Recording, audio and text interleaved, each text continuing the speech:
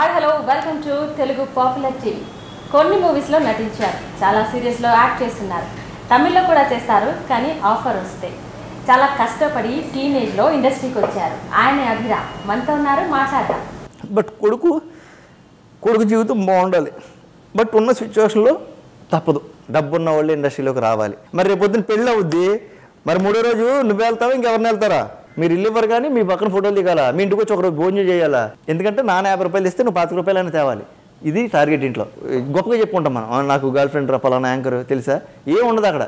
Good morning ఏంటి, తప్పు చేస్తే నేను పడతాను సార్, తప్పు చేయకపోతే నేను పడను. ఎరా అమ్మాయిలు ఉంటారా మన దాంట్లో, డబ్బులు ఇద్దాం లంచావు అనకూడదు. టిఫిన్ చేయట్లా, నాకు ఏంటంటే ఇంకా భయం వేస్తుంది, నన్ను తీసేస్తారేమో. దాంట్లో ఏం లేదు, యాక్చువల్ ఖాళీకి అమ్మ గంజి చేసి తింటుంది. లేదు సినిమా వాడిని ఎలా ఇస్తాం మేము, వాడు మంత్ అవుతాడంట. అది సరే అన్నయ్య అంది కాబట్టి ఇచ్చాను, నెంబర్ ఇచ్చాను. దేవుడు లిటరల్గా తర్వాత ఆయన నా దేవుడు. ఎందుకంటే ఆటో ఇలా లేచింది, ఇప్పటికీ యూట్యూబ్లో చూస్తే భలే ఉంటుంది. ఇలా లేచింది ఆటో లేచి జీవితాంతం వాళ్ళకి నేను రుణపడి ఉంటాను. వాళ్ళు అందంగా ఉంటారు, తెల్లగా ఉంటారు, బాడీ ఉంటుంది అప్పట్లో. బట్ ఒక చిన్న సందర్భంలో మాత్రం మా నాన్న నేను చంపేద్దాం అనుకున్నాను. కొంతమంది అయితే అమ్మాయిల్ని మాట్లాడే పనిలో ఉంటారు, కొంతమంది అది ఉండేది లోపలే. ఇదేంటి పోనే ఇది కాకపోతే ఇంకోటి. హలో అండి అభిరామ్. హలో అండి, ఎలా ఉన్నారు? ఫైన్ అండి, సూపర్. ఓకే, అయితే అభిరామ్ మీ పేరు స్టార్టింగ్ నుంచి అదే పేరా, లేదంటే ఇండస్ట్రీకి వచ్చాక మీరు మార్చుకున్నారా? యాక్చువల్గా ఇండస్ట్రీకి వచ్చాక పేరు మార్చుకున్నా. అంతకుముందు వచ్చి నా పేరు పట్టాభిరామయ్య. యాక్చువల్గా ఇంట్లో నేను 4వ వాడిని, అందరూ చిన్ని అనేవారు. తర్వాత పట్టాభిరామయ్య ఉండేది. ఇంకా అది ఎవరికి తెలియదు. తర్వాత కొంచెం బాగుండాలి, ఇండస్ట్రీకి వచ్చినప్పుడు ఒక మంచి పేరు పెట్టుకోవాలని అభిరామ్ అని సెలెక్ట్ చేసుకున్నా. బట్ ఆ పేరు పెట్టుకున్నాక నాకు బాగా కలిసి వచ్చింది, చాలా చాలా. అభిరామ్ పెట్టుకుంటే కలిసి వచ్చిందా మరి? యాక్చువల్గా అందరూ పెట్టుకుంటే కలిసి వస్తుందో తెలియదు, కానీ అందరికీ నచ్చిన పేరు ఏంటంటే అభి అనే పేరులో ఒక పాజిటివ్ వేవ్స్ ఉంటాయి. ఇప్పుడు చాలామంది నాతో మాట్లాడే వాళ్ళందరినీ పేరు అంటే ఇష్టం. బట్ నా పేరంటే కాదు, నేను కూడా ఇష్టమే. బట్ పేరు కూడా అభి అనే పదం చాలా ఎక్కువ లైక్ చేస్తారు. ఎన్నో పేర్లు మీకు. అయితే టీనేజ్లోనే మీరు ఇండస్ట్రీకి వచ్చారని తెలిసింది మాకు. అంటే ఎలా కష్టపడ్డారు ఇండస్ట్రీకి రావడానికి? ఇండస్ట్రీకి కష్టం అనే బదులు ఇంకొక జన్మ ఎత్తాను అని నేను అనుకుంటున్నాను. ఎందుకంటే ఏం చేసేవారండి పేరెంట్స్? నాన్న వచ్చి కూలి పని అండి, అమ్మ వచ్చి వ్యవసాయం, అమ్మ వచ్చి హౌస్ వైఫ్.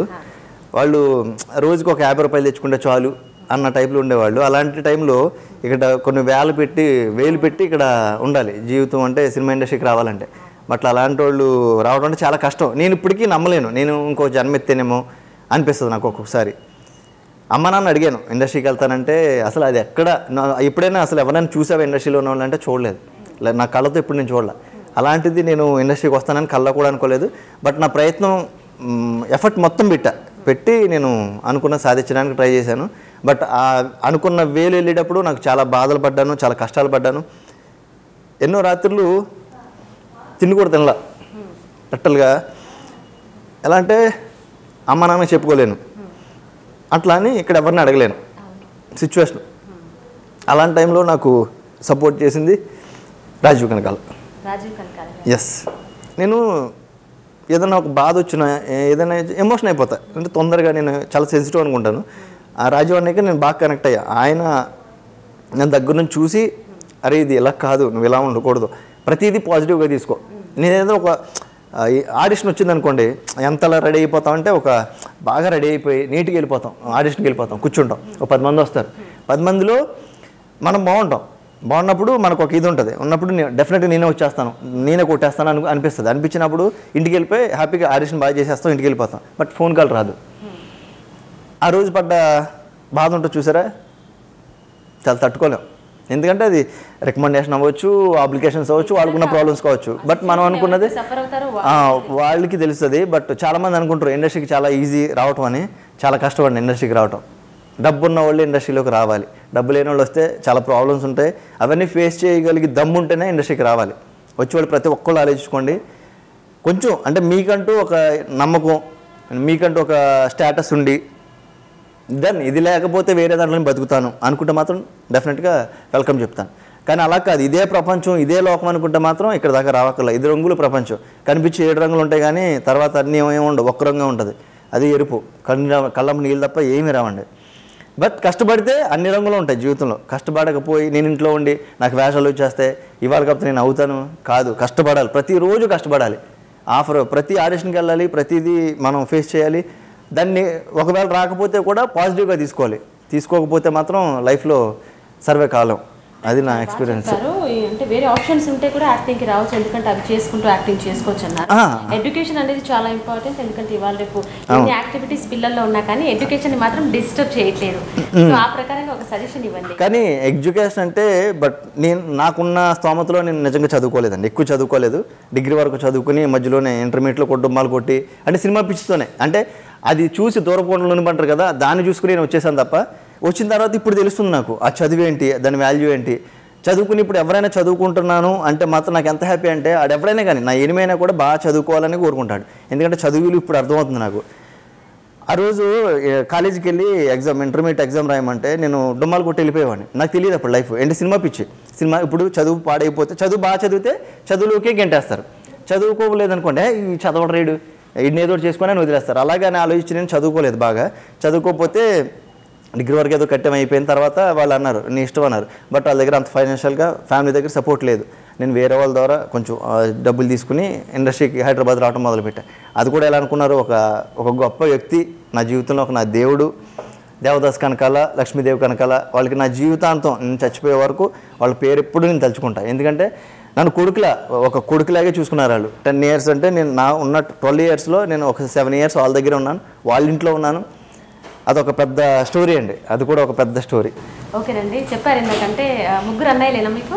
లేదు, ఫస్ట్ అక్క, తర్వాత అన్నయ్య, తర్వాత అక్క, తర్వాత నేను. మీరు చిన్నోళ్ళు, నేను లాస్ట్. ఆరాబంగా పెంచుంటారు. అయితే చాలానే ఇన్కమ్ ఉంటుంది ఇంట్లో, కష్టపడి వాళ్ళంతా కష్టార్జితం అనమాట.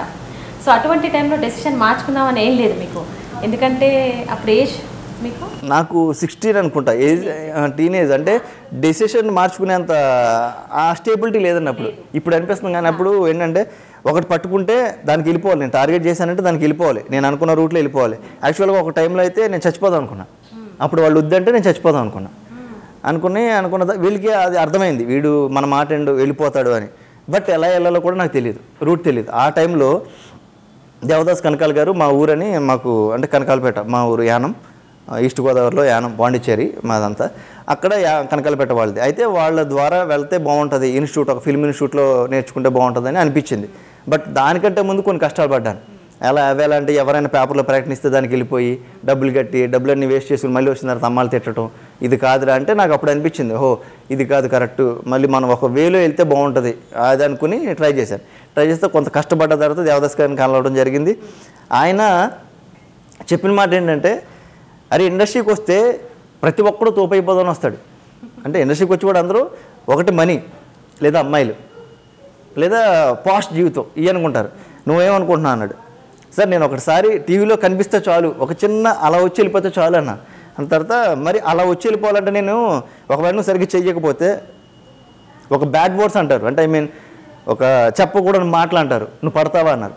అన్న తర్వాత తప్పు చేస్తే నేను పడతాను సార్, తప్పు చేయకపోతే నేను పడను అన్న. దానికి ఆయన ఇంప్రెస్ అయ్యి పర్లేదు వీడు వింటాడు మాట, తప్పు చేసినా అంటే తప్పు చేస్తే పడతానంటున్నాడుగా, తప్పు చేయడేమో ఒక నమ్మకంతో నన్ను యాక్సెప్ట్ చేశారు. బట్ నా ఫైనాన్షియల్ పొజిషన్ బాగాలేదు అప్పుడు.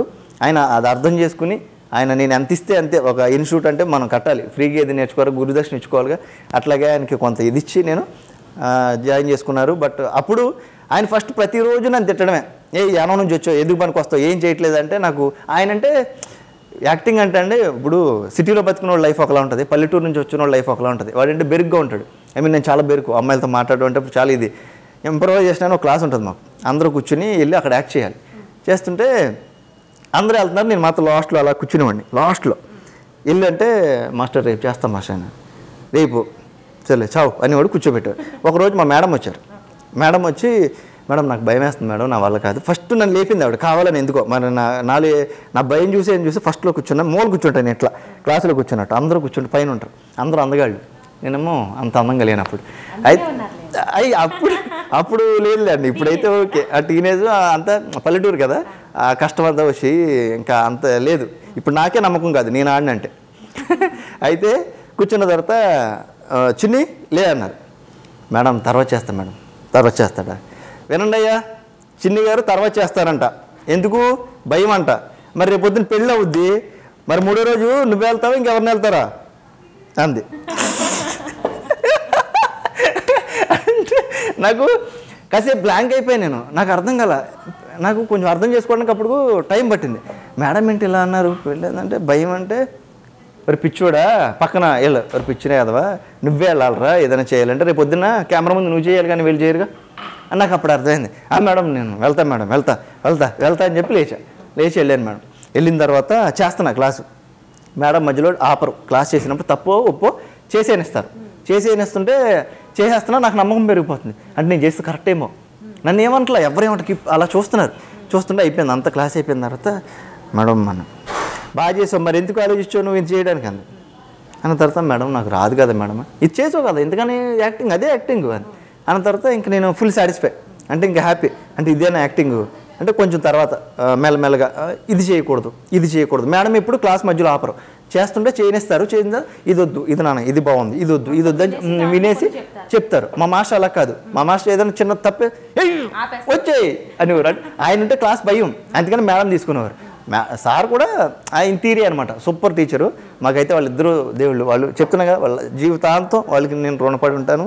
ఎప్పుడు రాజీవ్ కనకాల సుమా గారికి మా శ్రీరామ్ అన్న నాకు సపోర్ట్ చేసిన ప్రతి ఒక్కరికి నేను జీవితాంతం, నేను చచ్చిపోయే టైంలో కూడా చివరి నా శ్వాస ఎప్పుడో తెలియదు నాకు, చచ్చిపోయేటప్పుడు వీళ్ళ పేరు తలుచుకుని చచ్చిపోతాను. మా ఫ్యామిలీ కంటే ముందు ఉంటారు వీళ్ళు, ఎందుకంటే నాకు వేరే జన్మిచ్చింది వీళ్ళు కాబట్టి డెఫినెట్గా వాళ్ళకి ఎప్పుడు జీవితాంతం నేను రుణపడి ఉంటాను. అలాగే నాకు ఇక్కడికి ఇంత దూరం రావడానికి సపోర్ట్ చేసిన ఫ్రెండ్స్ అందరికీ నేను ఎవ్రీవన్, నేను రజనీకాంత్ గారితో ఒకటి ఉందండి, ఆయనంట ఇన్స్టిట్యూట్లో నేర్చుకున్నప్పుడు ఒక నెగిటివ్ని కూడా పాజిటివ్ తీసుకోవాలంట. ఇన్స్టిట్యూట్లో అప్పుడు చెన్నైలో నేర్చుకునేవారు వీళ్ళు, నేర్చుకునే టైంలో రజనీకాంత్ వాళ్ళు సండే హాలిడేస్ ఉంటాయి కదా, వాళ్ళు ప్రాక్టీస్ చేసుకుంటుంటే వాచ్మెన్ ఉంటాడు, ఆడికి డబ్బులు ఇస్తే మీరు ఏమన్నా సూపర్ స్టార్లరా మీరు బయటపండి అనేవారంట. మా మాస్టర్ గారు చెప్పి కథలు ఇవన్నీ నేను అవపోసం చేసుకున్నాను. ఎందుకంటే ఎవడైనా వచ్చి నీ మొహం చూసుకుని అర్థం అంటే ఇవాళ బాగాలేదు రేపు బాగుంటాంగా, అంతకన్నా బాగుంటాంగా, ఏసీలు ఉంటే బాగుంటానేమో అదే అనుకుందాం. అట్లా రజనీకాంత్ గారు అంటండి యాడ్ చేస్తుంటే నల్లగుండేవాడుగా బయట పో అనేవారంట. అంటుంటే ఒకసారి అయిపోయింది క్లాస్లో, నువ్వు సూపర్ స్టార్ రా, నువ్వు పెద్ద సూపర్ స్టార్, నీ ముఖం చూసుకో అని చెప్పి తిట్టాడంట రజనీకాంత్ని, వాచ్మెన్. అయిపోయింది, కట్ చేస్తే కొన్ని ఏళ్ళ తర్వాత ఫ్రెండ్ వచ్చి, రజనీకాంత్ స్టార్ అయ్యాడు కొంచెం, ఫ్రెండ్ వచ్చి చెప్పాడంట, ఏంటి అరే పలానా వాచ్మెన్ ఉన్నాడు కదా వాళ్ళ కూతురు పెళ్ళి పాపం డబ్బులు లేవంట ఏడుస్తున్నాడు అంటే, ఈయన ఎవరికి చెప్పకుండా డైరెక్ట్ వెళ్ళాడు కారు దిగి. వెళ్ళిన తర్వాత వెళ్ళి వాచ్మెన్ ఇంటికి వెళ్తే, మిమ్మల్ని స్టార్ కదా మీరు సూపర్ స్టార్ కదంటే, అవును. నేను గుర్తుపట్టా లేదన్న, ఆ రోజు నువ్వు అన్నావే ఇది సండే వర్క్షాప్లో నేర్చుకుంటుంటే నువ్వు సూపర్ స్టార్ మొహం చూసుకున్నావు అని, నేను సార్ అన్న. ఆయన ఎందుకు వచ్చాడు తెలుసా, డబ్బు తీసుకొచ్చి ఇచ్చి నువ్వు ఆ రోజు మాట అన్నావు ఏది నువ్వు సూపర్ స్టార్ ఎవరా అని, ఆ నోటు వాక్తో నేను సూపర్ స్టార్ అయ్యానేమో, అందుకే డబ్బు తీసుకొని నువ్వు కుదురు పెళ్లి చేసుకొని చెప్పి వెళ్ళిపోయాను. గొప్ప వ్యక్తి. అదే ఆ నెగిటివ్ని కూడా ఆయన పాజిటివ్ తీసుకున్నప్పుడు మనం కూడా, నన్ను చాలామంది పెద్ద పోటీగాడు రైడ్ అందంగా ఉంటాడు అనుకుంటున్నాడు, చేయమని యాక్టింగ్ చేయమని అంటే నేను అనుకుంటా, నాకు నచ్చిన వాళ్ళు కూడా నాకు చెప్తారు కొన్ని, అంటే నాకు తెలిసిపోతాయి. ఎవరన్నా చెప్పారనుకోండి ఇది బాగాలేదురా ఇది బాగాలేదు అనుకో, నేను తీసుకుంటుంది. యాక్చువల్గా వాళ్ళు ఎవరైనా కానీ చిన్న జూనియర్ ఆర్టిస్ట్ వచ్చి ఇది బాగాలేదండి డ్రెస్ కొంచెం మార్చుకుంటే బాగుంటుందని వెంటనే చేంజ్ చేసేస్తాను. నేను ఇగో అస్సలు వెళ్ళను, నాకు యాక్టింగ్ బాగుండాలి, నేను బాగుండాలి అంటే పక్కడు ఏం చెప్పినా కానీ మీరు చెప్పినా కూడా నేను మార్చుకుంటాను, అలాగ ఉంటాను నేను తప్ప ఎవరికి ఈగోస్ నేను అసలు ఎవరిని ఇచ్చేయను, ఎవరిని హర్ట్ చేయడం కానీ అట్లా ఫీలింగ్సే లేవు. అందరితో బాగుండాలి, అందరూ బాగుండాలి ఇండస్ట్రీలో. సో అక్క అన్నారు, తర్వాత ఇద్దరు అన్నయ్యలు, చివాట్లు తిన్నారు ఎప్పుడైనా? అంటే ఎందుకు వెళ్తావు ప్రతిసారి ట్రైనింగ్ అని వెళ్తావు, డబ్బులు వృధా అది అని? డబ్బులు వృధా అంటే మా అమ్మ తిట్టిది, మా అమ్మ నాన్న సపోర్ట్ చేసేవారు, కానీ మా అమ్మ కొంచెం అంటే డబ్బు విలువ తెలుసు కదండి పాపం, రోజు కష్టపడే వాళ్ళకి తెలుసు కాబట్టి చెప్పేది. మా పెద్ద అక్క మాత్రం ఫుల్ సపోర్ట్ నాకు. మా పెద్ద అక్కలు అన్నయ్య ఆటో డ్రైవర్ ఇప్పటికి ఇవాళ లిటరల్గా మనం ఇక్కడ నేను ఇప్పటికి వచ్చి కూడా ఫోన్ చేస్తాడు, డబ్బులు కావాలా నీకు ఏమన్నా అవసరం అయితే, ఇప్పుడు కూడా ఊళ్ళోనే ఉన్నాడు అన్నయ్య, ఆటో తోలుతాడు. తర్వాత మా పెద్ద అక్కలు మా అక్క ఇద్దరు అక్కలు వాళ్ళు కూడా పాపం ఫోన్ చేశాను డబ్బులు కావాలా అవసరం అయితే. వాళ్ళు ఏమంటారంటే వెయిట్ చేయి కానీ తప్పు చేయొద్దు, షార్ట్ కట్ వెతుక్కోవద్దు లైఫ్లో, లేట్ అయినా కానీ కొంచెం కరెక్ట్ వేలోనే వెళ్ళు. అంటే కొంతమందిని మందు పోసి మీకు మరి చెప్పకూడదో చెప్పొచ్చో తెలీదు, ఇండస్ట్రీలో కూడా కొన్ని ఉంటాయి. మేనేజర్లతో క్లోజ్గా ఉండాలంటే ఎలా ఉండాలి, ఒక సిగరెట్ ఇస్తే ఒకలా ఉంటారు, సిగరెట్ ఇవ్వకపోతే ఒకలా ఉంటారు, మందు పోస్తే ఒకలా ఉంటారు, మందు పోయకపోతే ఒకలా ఉంటారు, ఇవన్నీ ఉంటాయి. అవి నాకు ఎందుకంటే నా స్వభావం లేవు నా దాంట్లో, నా లైఫ్లో నేను నమ్ముకున్నది నా నలుగురు దేవుళ్ళు, దేవదాస్ గారి ఫ్యామిలీ, తర్వాత శ్రీరామ్ అన్న, కొంతమంది డైరెక్టర్స్ ఉన్నారు. వాళ్ళు నా దేవుళ్ళు. వాళ్ళని ఎప్పుడు నమ్ముతుంటా, వాళ్ళే ఉంటారు నాకు. బయట వాళ్ళు ఎవరైనా హెల్ప్ చేస్తే వాళ్ళు నాకు దేవుళ్ళే. బట్ నేను ఇలాంటి మేనేజర్లు అంటే కొంతమంది వాళ్ళు ఉన్నారు, ఫ్రెండ్స్ ఉన్నారు, కానీ ఇంత ఇప్పుడు నేను ట్రీట్ చేయాలి. కొంతమంది ఉన్నారు బయట, ఇలా టాక్ ఉంది అని చెప్పి నేను అలా అనుకుని కొంతమందికి ఇలా వద్దు, నువ్వు ఇలా ఉండొద్దు, ఇండస్ట్రీలు ఏంటంటే చెడిపోతారంట. మా అక్క నమ్మకం ఏంటంటే వీడు కరెక్ట్గా అవుతాడని నమ్మింది. ఇప్పటికీ అంటది వేషం రావట్లేదని. మొన్న కొంచెం నేనే లోన్లీగా ఫీల్ అయితే అక్క ఫోన్ చేసింది, ఇంటికి వచ్చి కొన్నాళ్ళు ఉండు, మళ్ళీ ట్రై చేయని చెప్పి. అలా తప్ప నాకు ఫుల్ ఫ్యామిలీ సపోర్ట్ లేకపోతే నేను ఎంత దూరం రాలేను కూడా. మా ఫ్యామిలీకి పెద్ద ఇది, నేను ఫుల్ అనమాట. మా ఫ్యామిలీ నేను చెప్తానుగా, నాకు అందరూ మంచివాళ్ళు అండి. మా నాన్న అందరూ చాలా ఇది. బట్ ఒక చిన్న సందర్భంలో మాత్రం మా నాన్న నేను చంపేద్దాం అనుకున్నాను. సీరియస్లీ, నేను ఇండస్ట్రీకి రాకముందు, నేను ఇండస్ట్రీకి రావాలనుకున్న నేను నరికేస్తాడేమో అంటే చంపేస్తాడేమో ఈ ఆశని అనుకున్న టైంలో నాన్న చంపేద్దాం అనుకున్న తర్వాత దీనికి స్టోరీ ఏంటంటే, మా అక్క చిన్నక్క పెళ్లి చేయాలి, డబ్బులు లేకపోతే నువ్వు కూలి పనికి వెళ్ళాలి. నేను ఎందుకంటే నాన్న 50 రూపాయలు ఇస్తే నువ్వు 25 రూపాయలని తేవాలి. ఇది టార్గెట్. ఇంట్లో అక్క పెళ్లి చేయాలంటే 40,000 కావాలి. ఎంతో కొంత ఇస్తే డబ్బులు వస్తాయి. జన్మభూమి పథకం మీద పెట్టారు, పనికాహార పథకం. దాంట్లో నాన్న నన్ను తీసుకెళ్ళేవారు. నేను సన్నగా ఉండేవాడిని. అప్పుడు తట్టలు కొట్టి పైన ఇది ఎత్తాలన్నమాట నెత్తి మీద. నేను ఆల్రెడీ చదువుకున్నాను కదా, ఆటలాడుకునేవాడిని. నాకేం తెలుసు, 15 ఏళ్ళు, 16 ఏళ్ళు, 14 ఏళ్ళు. నాన్న రోజు ఒక టీం అనమాట, 15 మంది వర్కర్స్ ఉంటారు కదా, దాంట్లో నన్ను తీసుకెళ్ళేవాడు. 5 కేజీలు బియ్యం వచ్చి సాయంత్రం చూడగానే ఆనందం వేసేది. మళ్ళీ పొద్దుటికి పెయిన్ వచ్చేసింది ఇదంతా. ఎందుకంటే తట్టలు ఎత్తేవారు నాకు. ఎత్తుతుంటే నేను వచ్చి 7కి వచ్చి ఇంట్లో పడుకునేవాడిని. 7 చేర్చి పడుకునేవాడిని అన్నం తింటూ. చేతులు ఇలా నొప్పి వచ్చేసి తింటుంటే అయ్యేది కాదు, కాదు. నేను అమ్మతో, అమ్మ నాన్న చంపేస్తాను అమ్మని అనేవాడిని. మా అమ్మ బాగా ఇదే పాపం ఏంటంటే తప్పదు పరిస్థితి. అన్న టైంలో నేను 7ంటికి పడుకునేవాడిని. నాన్న 8:30 అలా వచ్చేవారు. ఏంటి డబ్బులు పంపకాలు ఉంటాయి కదా, నా డబ్బులు తీసుకుని వచ్చేవారు. వచ్చి నాకు ఇదంతా ఎప్పుడు తర్వాత తెలిసింది. నాన్న చంపేద్దాం అనుకున్న తర్వాత కొన్నాళ్ళ తర్వాత మొన్న రీసెంట్గా వెళ్ళినప్పుడు నేను చెప్పాను, నానంటే నాకు చాలా కోపం తెలిసి ఇలా చేశారు నన్ను, నేను చాలా ఇదయ్యానంటే అప్పుడు చెప్పింది ఏంటంటే, నాకు 7 వరకు తెలుసు ఇక్కడ జరిగిన కథ ఏంటనేది. 7:30 తర్వాత ఏమైందంటే నాన్న వచ్చేవారు, స్నానం చేసేవారు, కూర్చునేవారు. అన్నం పెట్టిన తర్వాత అన్నం తింటుంటే అమ్మ అనేదంట, అన్నాడు పని చేయలేకపోతున్నాడు, నిప్పు అన్నాడు, అన్నం తినలేకపోతున్నాడు, దిగట్లేదంట గొంతు, మానేద్దామంటే. అప్పటికి నాన్న అన్నం తింటూ కూడా కళ్ళం నీళ్ళు కారిపోయి లోపల రైస్లో పడిపోయి ఆయన ఏడుస్తున్నాడు. బట్ కొడుకు జీవితం బాగుండాలి, బట్ ఉన్న సిచ్యువేషన్లో తప్పదు అన్న టైంలో అన్నం తింటుంటే అన్నం తినేవారు కాదు. ఎప్పుడైతే నీళ్ళు పడినాయో ఆయన చేయగడుకుని వెళ్ళిపోయేవారంట. కట్ చేస్తే మళ్ళీ రొటీన్ లైఫ్. నెక్స్ట్ డే మళ్ళీ సేమ్ పని, సేమ్ మళ్ళీ తట్టుకుంటడం. మా నాన్న నేను ఒక 2 days చేశాను. పని చేసిన తర్వాత నా దగ్గర ఉండేవారు కాదు. నా దగ్గర ఉండకుండా వేరే ఆయన పంపించేవాడు నాకు తట్టెత్తడానికి. అంటే చూడలేక నాకే ఇవన్నీ తెలియదు. నాకు లిటరల్గా ఇవన్నీ ఏంటంటే నాకు తర్వాత అర్థమైంది. నాకు చెప్పింది ఏంటంటే తట్టెత్తుకుంటే మోయలేకపోతున్నాడు, బరువు మోయలేకపోతున్నాడు.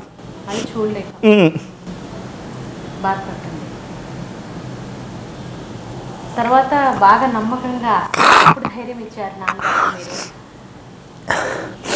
ధైర్యం అంటే నాన్న ఈ పని అయింది, ఆ పనిలో కష్టాలు పడ్డాం, అక్క పెళ్లి చేసాం, అప్పుడు కొంచెం రిలాక్స్ అయిపోయింది లైఫ్. అయిన తర్వాత ఇప్పుడు నువ్వు అనుకున్నది ఏదో చెయ్యి, నేను సపోర్ట్ చేస్తా. పాపం ఆయన ఒక మాట అన్నాడు తర్వాత కూడా, అరే నేను ఒక 6,000 ఏదన్నా ఒక 6,000 ఉద్యోగం చేసి ఉద్యోగస్తున్నైతే కనీసం నీకు 3,000 ఇచ్చేవాడిని, నువ్వు హ్యాపీగా ఉండేవాడేమో. నాకు మా నాన్న దేవుడు లిటరల్గా. తర్వాత ఆయన నా దేవుడు. ఎందుకంటే అంత బాగా చూసిన ఫ్రెండ్. నేను ప్రతి ఏ అమ్మాయితో తర్వాత ఇండస్ట్రీలోకి వచ్చిన తర్వాత ఏ అమ్మాయితో మాట్లాడినా నాన్న చెప్పేవాడిని. చెప్పి నాన్న ఇలా మాట్లాడుతున్నాను, నాన్న బయటికి వెళ్తున్నాను, నాన్న ఫంక్షన్కి వెళ్తున్నాను, నాన్న గొప్పగా అనమాట. నానంటే నాన్న సపోర్ట్ చేసేవాడు, జాగ్రత్త నాన్న ఇంటికి వచ్చే తొందరగా అని చేసేవారు. ఫస్ట్లో నానంటే కోపం ఏంటంటే అదే నన్ను ఎందుకు అరెస్ట్ చేస్తున్నాడు, కష్టపెట్టేస్తున్నారు అంటే. కష్టపెట్టడం ఏంటంటే బాబు, తర్వాత ఏంటంటే అక్క పెళ్ళి, అప్పుడు టైం లేదు, 1 monthలో చేయాలి, బియ్యం కావాలి, ఇవన్నీ ఉంటాయి అవి అన్న ఇదంతా. నేను అదే టైంలో అమ్మను కూడా తప్పుగానే అనుకున్నాను. ఎందుకంటే నాకు ట్రీట్ చేసే విధానం డబ్బులు అంటే ఓకే, నేను పర్సనల్గా తెచ్చుకున్నా, అంటే వాళ్ళు సపోర్ట్ చేసి ఇప్పించారు. ఏంటంటే నన్ను సపోర్ట్ చేయట్లేదేమో అనిపించిన తర్వాత ఒక రోజు హైదరాబాద్లో ఇన్స్టిట్యూట్కి వచ్చేసాను. ఫిల్మ్ ఇన్స్టిట్యూట్లో చేసిన మధ్యలో వెళ్తున్నా ఇంటికి వెళ్ళి మధ్యలో వస్తాం కదండి, గ్యాప్లో వచ్చినప్పుడు ఒకరోజు నాన్న పక్కన పడుకుని నాన్న గట్టిగా హక్ చేసుకుని పడుకుంటే ఇప్పటికి నాకు చాలా ఇష్టం మా నాన్న అంటే, చెవులు కొరికేస్తుంటా. అయితే పట్టుకుని పడుకున్న తర్వాత భోజనం చేసి పడుకున్నాం. నాకు చికెన్ పెట్టింది అమ్మ ఆ రోజు. వెళ్ళిన తర్వాత చికెన్ పెట్టి వెళ్ళిపోయి పూరి గుడిసే పక్క గదిలోకి వెళ్ళి తింటుంది. నాన్న పక్కన పడుకుని, నాన్న ఏంటి విశేషాలు ఎట్లా అంటే, ఏం చేస్తున్నాం, ఏంటి పరిస్థితి అంటే మామూలుగా మాట్లాడుకుంటే, మీ అమ్మ చూసే పక్కనకి వెళ్ళి తినేస్తాను నీకు పెట్టకుండా, నీకు మనకి ఎంత పెట్టిందంటే నేను సరదాగా వెళ్ళి చెప్తాను అమ్మ అని అలా నడుచుకుంటూ వెళ్ళి పక్క గదిలోకి వెళ్తే అమ్మ గిన్నె తీసి వెనక్కి పెట్టేసుకుంటే ఏంటమ్మా నాకు పెట్టకుండా తినేస్తున్నాను అంటే, లేదు నాన్న అంది. అంటే అబద్ధం చెప్తున్నాను తినేస్తున్నావు అని చెప్పి అన్న తర్వాత, లేదంటే ఆ గిన్నె ఇలా తీద్దులోకి దాంట్లో ఏం లేదు, యాక్చువల్ ఖాళీ గిన్నె. అమ్మ గంజేసి తింటుంది, రెట్టలకి గంజి పచ్చడి వేసుకుని గంజేసి తింటుంది. ఆ రోజు కూడా నేను బాగా ఎడ్చేసా. అంటే ఏందమ్మా గంజేసి తింటున్నావు అన్నం, మరి కూర వేసుకోవచ్చు కదంటే, కూర నేను వేసుకుని తింటే మరి నువ్వేం తింటారా, నువ్వు ఎప్పుడో రాక వస్తావు కదా, అంతా ఎప్పుడో కానీ రావు కదా, నువ్వు మళ్ళీ నా చేతి వంట తినాలంటే నీకు టైం పడుతుంది 3-4 months అన్న తర్వాత నాకు ఆ రోజు ఫుల్ అప్పుడు అనిపించింది, చచ్చిపోయేలోపు అమ్మ నాన్న కోసం ఏదో ఒకటి చేయాలి, డెఫినెట్గా చేస్తా. వాళ్ళు కనీసం సుఖపెట్టాలి, వాళ్ళు డబ్బున్నా లేకపోయినా వాళ్ళు ఉన్నంతలో హ్యాపీగా ఉండాలి. ప్రస్తుతానికి నేను కష్టపడతా, సంపాదిస్తా, అమ్మ నాన్నకి ఏదో ఒకటి చేస్తా, చెయ్యాలి కూడా. నేను చచ్చిపోయేలోపు వాళ్ళకి ఏదో ఒకటి చేయాలి, వాళ్ళు గొప్పగా ఉండాలి, నా కొడుకు ఇలా చేశాడు అనిపించుకోవాలి. బట్ అట్ ఏ టైం నేను తప్పు చేయకూడదు, ఎక్కడా కూడా మా అమ్మ నాన్నకి ఒక బ్యాడ్ నేమ్ రాకూడదు నా వల్ల. నేను నమ్ముకున్నది అది. మా అమ్మ నాన్న ఉన్నంతకాలం వాళ్ళు ఎప్పుడు నేను నా చివరి రోజుల్లో నేను వాళ్ళు చాలా బతకాలని కోరుకుంటున్నా. నేను వాళ్ళని పూల్లో పెట్టి చూసుకుంటా. నేను ఒకవేళ నేను అనుకున్న అప్పుడే నాకు ఒక ఫ్యామిలీ కనుక పెళ్ళి అవ్వాలి అనుకున్న టైంలో నా పెళ్ళం కనుక అవాయిడ్ చేస్తే కానీ నాకు పెళ్ళి కూడా వద్దు, పెళ్ళి కూడా చేసుకుని చెప్పేసా, పెళ్ళి కూడా నాకు వద్దు, ఇలాగైతేనే నా అమ్మ మా నాన్న నాతోనే ఉంటారు. బట్ ఇప్పుడున్న సిచ్యువేషన్లో నేను ఇంకా వాళ్ళని తీసుకురాలేకపోయాను. వాళ్ళు అక్కడే ఉండి ఏదో పని చేసుకుంటున్నారు. వాళ్ళు ఏంటంటే బయటికి రాలేరు. వాళ్ళు కనుక ఒకవేళ లేదు నేను వచ్చేస్తాను అన్న టైంలో నేను ఎప్పుడు దగ్గర పెట్టుకు చూసుకుంటా. నా వైఫ్ కూడా అదే చెప్తా, ఒకవేళ వచ్చేలా ఉంటే మా ఫ్యామిలీ పెళ్ళి అయిపోయింది రీసెంట్గా. చాలామందికి తెలీదు, 1.5 years అవుతుంది, 2 years దగ్గర 2 years అయిపోతుంది. నాకు ఆల్రెడీ ఒక బాబు కూడా, పేరు నాగలిషాన్, మా వైఫ్ పేరు నాగజ్యోతి. మంచి ఫ్యామిలీ వాళ్ళు కూడా. ఇండస్ట్రీ అంటే చాలామంది నమ్మకం ఉండదు, అలాంటి టైంలో కూడా నాకు సపోర్ట్ చేసి తను ఇప్పుడు MSc చదువుతుంది, చదివిస్తున్నా కూడా. అదే చెప్పాను కదా, చదువులు తెలుసు కాబట్టి నేను కష్టపడుతున్నా, ఇప్పటికి కష్టపడి పిల్లల్ని చదివించుకుంటున్నా. రేపొద్దున చదువు బాగుండాలి, అందరూ బాగుండాలి. నేను ఒకవేళ ఏదైనా వేరే ఆల్టర్నేటివ్ వెళ్ళినా కూడా తను కూడా జాబ్ చేస్తే నాకు సాయంగా ఉంటుందని తను చదివించుకుంటున్నా. అదొక పెద్ద స్టోరీ అని. మళ్ళీ అరేంజ్డ్ అంటే లవ్ కమ్ అరేంజ్డ్. మా పరిచయం చాలా గొప్పగా జరిగింది, విచిత్రం అంటే మామూలు విచిత్రం కాదు. జోష్ మూవీ చేసినప్పుడు ప్రమోషన్ గుంటూరు వెళ్ళాం. గుంటూరు వెళ్తే గుంటూరులో అనుకోకుండా వీళ్ళు మా ఆడియన్స్ కింద వచ్చారు. అప్పట్లో వస్తే బై మిస్టేక్ అక్కడ ఒక అమ్మాయి వచ్చి, అన్నయ్య నాకు నెంబర్ కావాలి, నేను సింగర్గా ట్రై చేస్తున్నాను, మీరు ఏమన్నా వీలుంటే కొంచెం నెంబర్ ఇస్తే మీరు అప్పుడప్పుడు ఫోన్ చేస్తాను. సరే అన్నయ్య అంది కాబట్టి నెంబర్ ఇచ్చిన తర్వాత ఒక 3-4 months తర్వాత ఫోన్ కాల్ వచ్చింది. ఏమన్నా అభిరామ్ గారా మీరు అని? అవునండి అని. సార్ నిజంగా మీరేనా, సినిమాలో చేశారు కదా, మీరేనా అంటే నిజమైన నెంబర్ ఇచ్చారు కదా అని చేశాను. ఫోన్ పెట్టేశారు. అంటే అవును అన్నయ్య అంది కదా, నేను అదే చెప్తున్నా. అక్కడ అన్నయ్య అన్నప్పుడు ఇంక మనం ఏమంటాం, అన్నయ్య ప్లీజ్ అని. నాకు అది సిగ్గు చెప్పు, అది సిగ్గే చెప్తున్నా. అదే అంటే నేను చెప్పే కదా, కష్టం అనుకున్న వాళ్ళు, కష్టంగా ఎవరైనా వాళ్ళు డెడికేటెడ్గా ఇండస్ట్రీలోకి ఎంటర్ అవుతామంటే నేను సపోర్ట్ చేస్తాను. వాళ్ళు తెలుసు నా కష్టం మీద తెలుసు కాబట్టి కనీసం తనకు నేను చెప్పడానికి ఉంటుంది. తర్వాత ఒక నెంబర్ ఇచ్చినా కూడా ఏమని చెప్తాం, అమ్మ ఇది కాదమ్మా, ఇండస్ట్రీలో ఇలా ఉండాలి, అమ్మాయిలకు ప్రాబ్లమ్స్ ఉంటాయి, ఇవన్నీ చెప్పొచ్చు కదా కనీసం. ఇప్పుడు తన గుడికి వెళ్ళిపోయింది అనుకోండి, ఎక్కడికి వెళ్ళిపోయిన తర్వాత తను ఫేస్ చేసే ప్రాబ్లమ్స్ కూడా నాకు తెలుసు. నేను నన్ను నమ్ముకున్న వాళ్ళకి సాయం చేస్తాను, పాజిటివ్ అలర్ట్ చేస్తాను. నేనైనా అన్నయ్య అంది కాబట్టి నెంబర్ ఇచ్చిన తర్వాత ఫోన్ చేశారు. వాళ్ళు ఫోన్ చేసి మాట్లాడారు, ఇలా అంటే ఇలా కాదమ్మా, ఇండస్ట్రీ అంటే ఇలా ఉంటుంది, ఎవరైనా తెలిసిన వాళ్ళు ఉంటే, అంటే నేను ఇంకా స్థాయికి వెళ్ళలేదు కాబట్టి తెలిసిన వాళ్ళు ఉంటే మీరు మూవ్ అవ్వండి అని చెప్పాను. సరే అని ఫోన్ పెట్టేసింది. కట్ చేస్తే ఆ అమ్మాయి దగ్గర వేరే అమ్మాయి నెంబర్ తీసుకుని, అంటే పాస్ అయిపోయింది ఆ నెంబరు. పాస్ అయిపోయిన తర్వాత ఆ బై మిస్టేక్ ఆ ఫోన్ కాల్ వల్ల నాకు ఒక అమ్మాయి ఇదైంది. కట్ చేస్తే ఈ అమ్మాయి కూడా అప్పుడప్పుడు ఫోన్ చేసేది, ఈ సోకాళ్ళు ఎవరైతే ఇప్పుడు పెళ్లి చేసుకున్నానో ఆ అమ్మాయి. ఈ అమ్మాయి ఎలాగా నాకంటే ఇంకొక అమ్మాయి నెంబర్ తీసుకుని ఫోన్ చేసి నాకు, నేను కాదు నన్ను ఏమనిదంటే అక్కడ తను వీడు నా బాయ్ ఫ్రెండ్ ఎలా ఉంటుందంటే ఇండస్ట్రీలో ఒక సెలబ్రిటీ అనుకోండి, ఇప్పుడు సపోజ్ అనుకుందాం, మీరు గొప్పగా చెప్పుకుంటాం మనం, నాకు గర్ల్ ఫ్రెండ్ రా పలానా యాంకర్ తెలుసా, ఏం ఉండదు అక్కడ. అలాగే చెప్పుకునే వాళ్ళు ఉన్నారు. అలాగా అభిరామం నాకు లవరు, నెంబర్ కూడా ఉంది, నేను మాట్లాడతా తెలుసు అని చెప్పి టేబుల్ మీద రాయటం మొదలుపెట్టారంట పలానా గుంటూరులో. రాయటం మొదలు పెడితే నాకు ఈ వైఫ్ అయిన అమ్మాయి అప్పుడు ఫోన్ చేసింది, అండ్ అబ్బి గారు మీ గురించి ఇలా రాంగ్గా ఇది అవుతుంది, మీరు జాగ్రత్తగా ఉండండి ఇక్కడ, కొంచెం మరి చూసుకోండి అంటే, లేదమ్మా నేను ఇట్లా ఆల్రెడీ చూసుకున్నా, తను వదిలేసాను, నేను పట్టించుకొని ఇలాంటి చాలా వస్తుంటాయి కదా, నెంబర్లు చాలా మంది ఉంటే, లేదు ఇక్కడ సీరియస్గా ఉంది కొంచెం చూసుకోండి అంటే, తర్వాత ఎవరు ఫోన్ చేస్తే తనకు వార్నింగ్ ఇచ్చా, ఇలా ఇది కరెక్ట్ కాదు, లైఫ్లు స్పాయిల్ అయిపోతే మీ లైఫ్ చూసుకోండి అంటే, తర్వాత కట్ అయిపోయింది. తర్వాత ఈ అమ్మాయి మధ్యలో ఫోన్ చేసేది అప్పుడప్పుడు, ఎలా ఉన్నారు ఏంటి ఎలా. తర్వాత ఒక 3-4 ఇయర్స్ తర్వాత మాట్లాడుకుంటే మధ్యలో నేను సెటిల్ అయిపోయాయి. అంటే సీరియల్లో కొంచెం కొంత అంతఃపురం చేసి వరుదిని పని చేసే టైంలో పరిచయం అయితే అంతఃపురం ఫ్యాన్స్ వీళ్ళ ఫ్యామిలీ మొత్తం. అంతఃపురం మధ్యాహ్నం వచ్చిందంటే 3 o'clock టీవీ, మధ్యాహ్నం 3 o'clock 4 వచ్చిందంటే రేటింగ్ మాకు. మామూలు పిచ్చ కదా. ఆటో సూర్య అంటే మామూలుగా ఒక రేంజ్లో ఉండేది క్యారెక్టర్, ఒక ఇంచుమించు ప్రభాస్, బుల్లితెర ప్రభాస్ అనుకుని అంత రేంజ్కి వెళ్ళింది. ఎంత మొత్తం స్లీవ్లెస్ బనియన్ కట్టు మొత్తం, ఆ ఫ్యాన్స్ మొత్తం ఫుల్. మా డైరెక్టర్ గారు అయితే ఫుల్ ఇప్పటికే ప్రభాస్ అని పిలుస్తాను మొత్తం. అలా అయితే నాకు అనిపించింది. అప్పుడు ఆ టైంలో వాళ్ళు ఈ అమ్మాయి కూడా టీవీ చూడటం మొదలుపెట్టింది ఆ సీరియల్. అప్పుడప్పుడు ఫోన్ చేసేది, మా ఫ్యామిలీ చూస్తున్నారు బాగున్నాం ఎట్లా సరే పెళ్ళి ఆప్షన్స్ ఏంటి, పెళ్ళి అంటే అప్పుడు ఏమన్నా ఇంకా సెటిల్ అవ్వలేదు కదా, డైరెక్ట్ ఇంక లవ్లు ఏమీ లేవు. నేను అదే చెప్పాను కదా, నేను పెళ్లి చేసుకోనని చెప్పేసా. నేను ఫ్యామిలీ గురించి మాట్లాడుకున్నాను, నా ఫ్యామిలీ ఇది మీ ఫ్యామిలీ ఇది, పెళ్ళి అంటూ చేసుకుంటే మా ఫ్యామిలీ మీ ఫ్యామిలీ ఒకలా చూసుకోవాలి. నేను చెప్పా, నాకు అత్తయ్య మావయ్య అనేది లేదు, వాళ్ళు కూడా నాకు అమ్మ నాన్న. నాకు వచ్చి నెక్స్ట్ ఎవరైతే వస్తారో ఎవరైనా కానీ వాళ్ళు నాకు అమ్మ నాన్న, ఇద్దరు అమ్మ నాన్నలు ఇద్దరు అమ్మ ఉంటారు నాకు తప్ప, నాకు వేరే ఏమీ లేదు.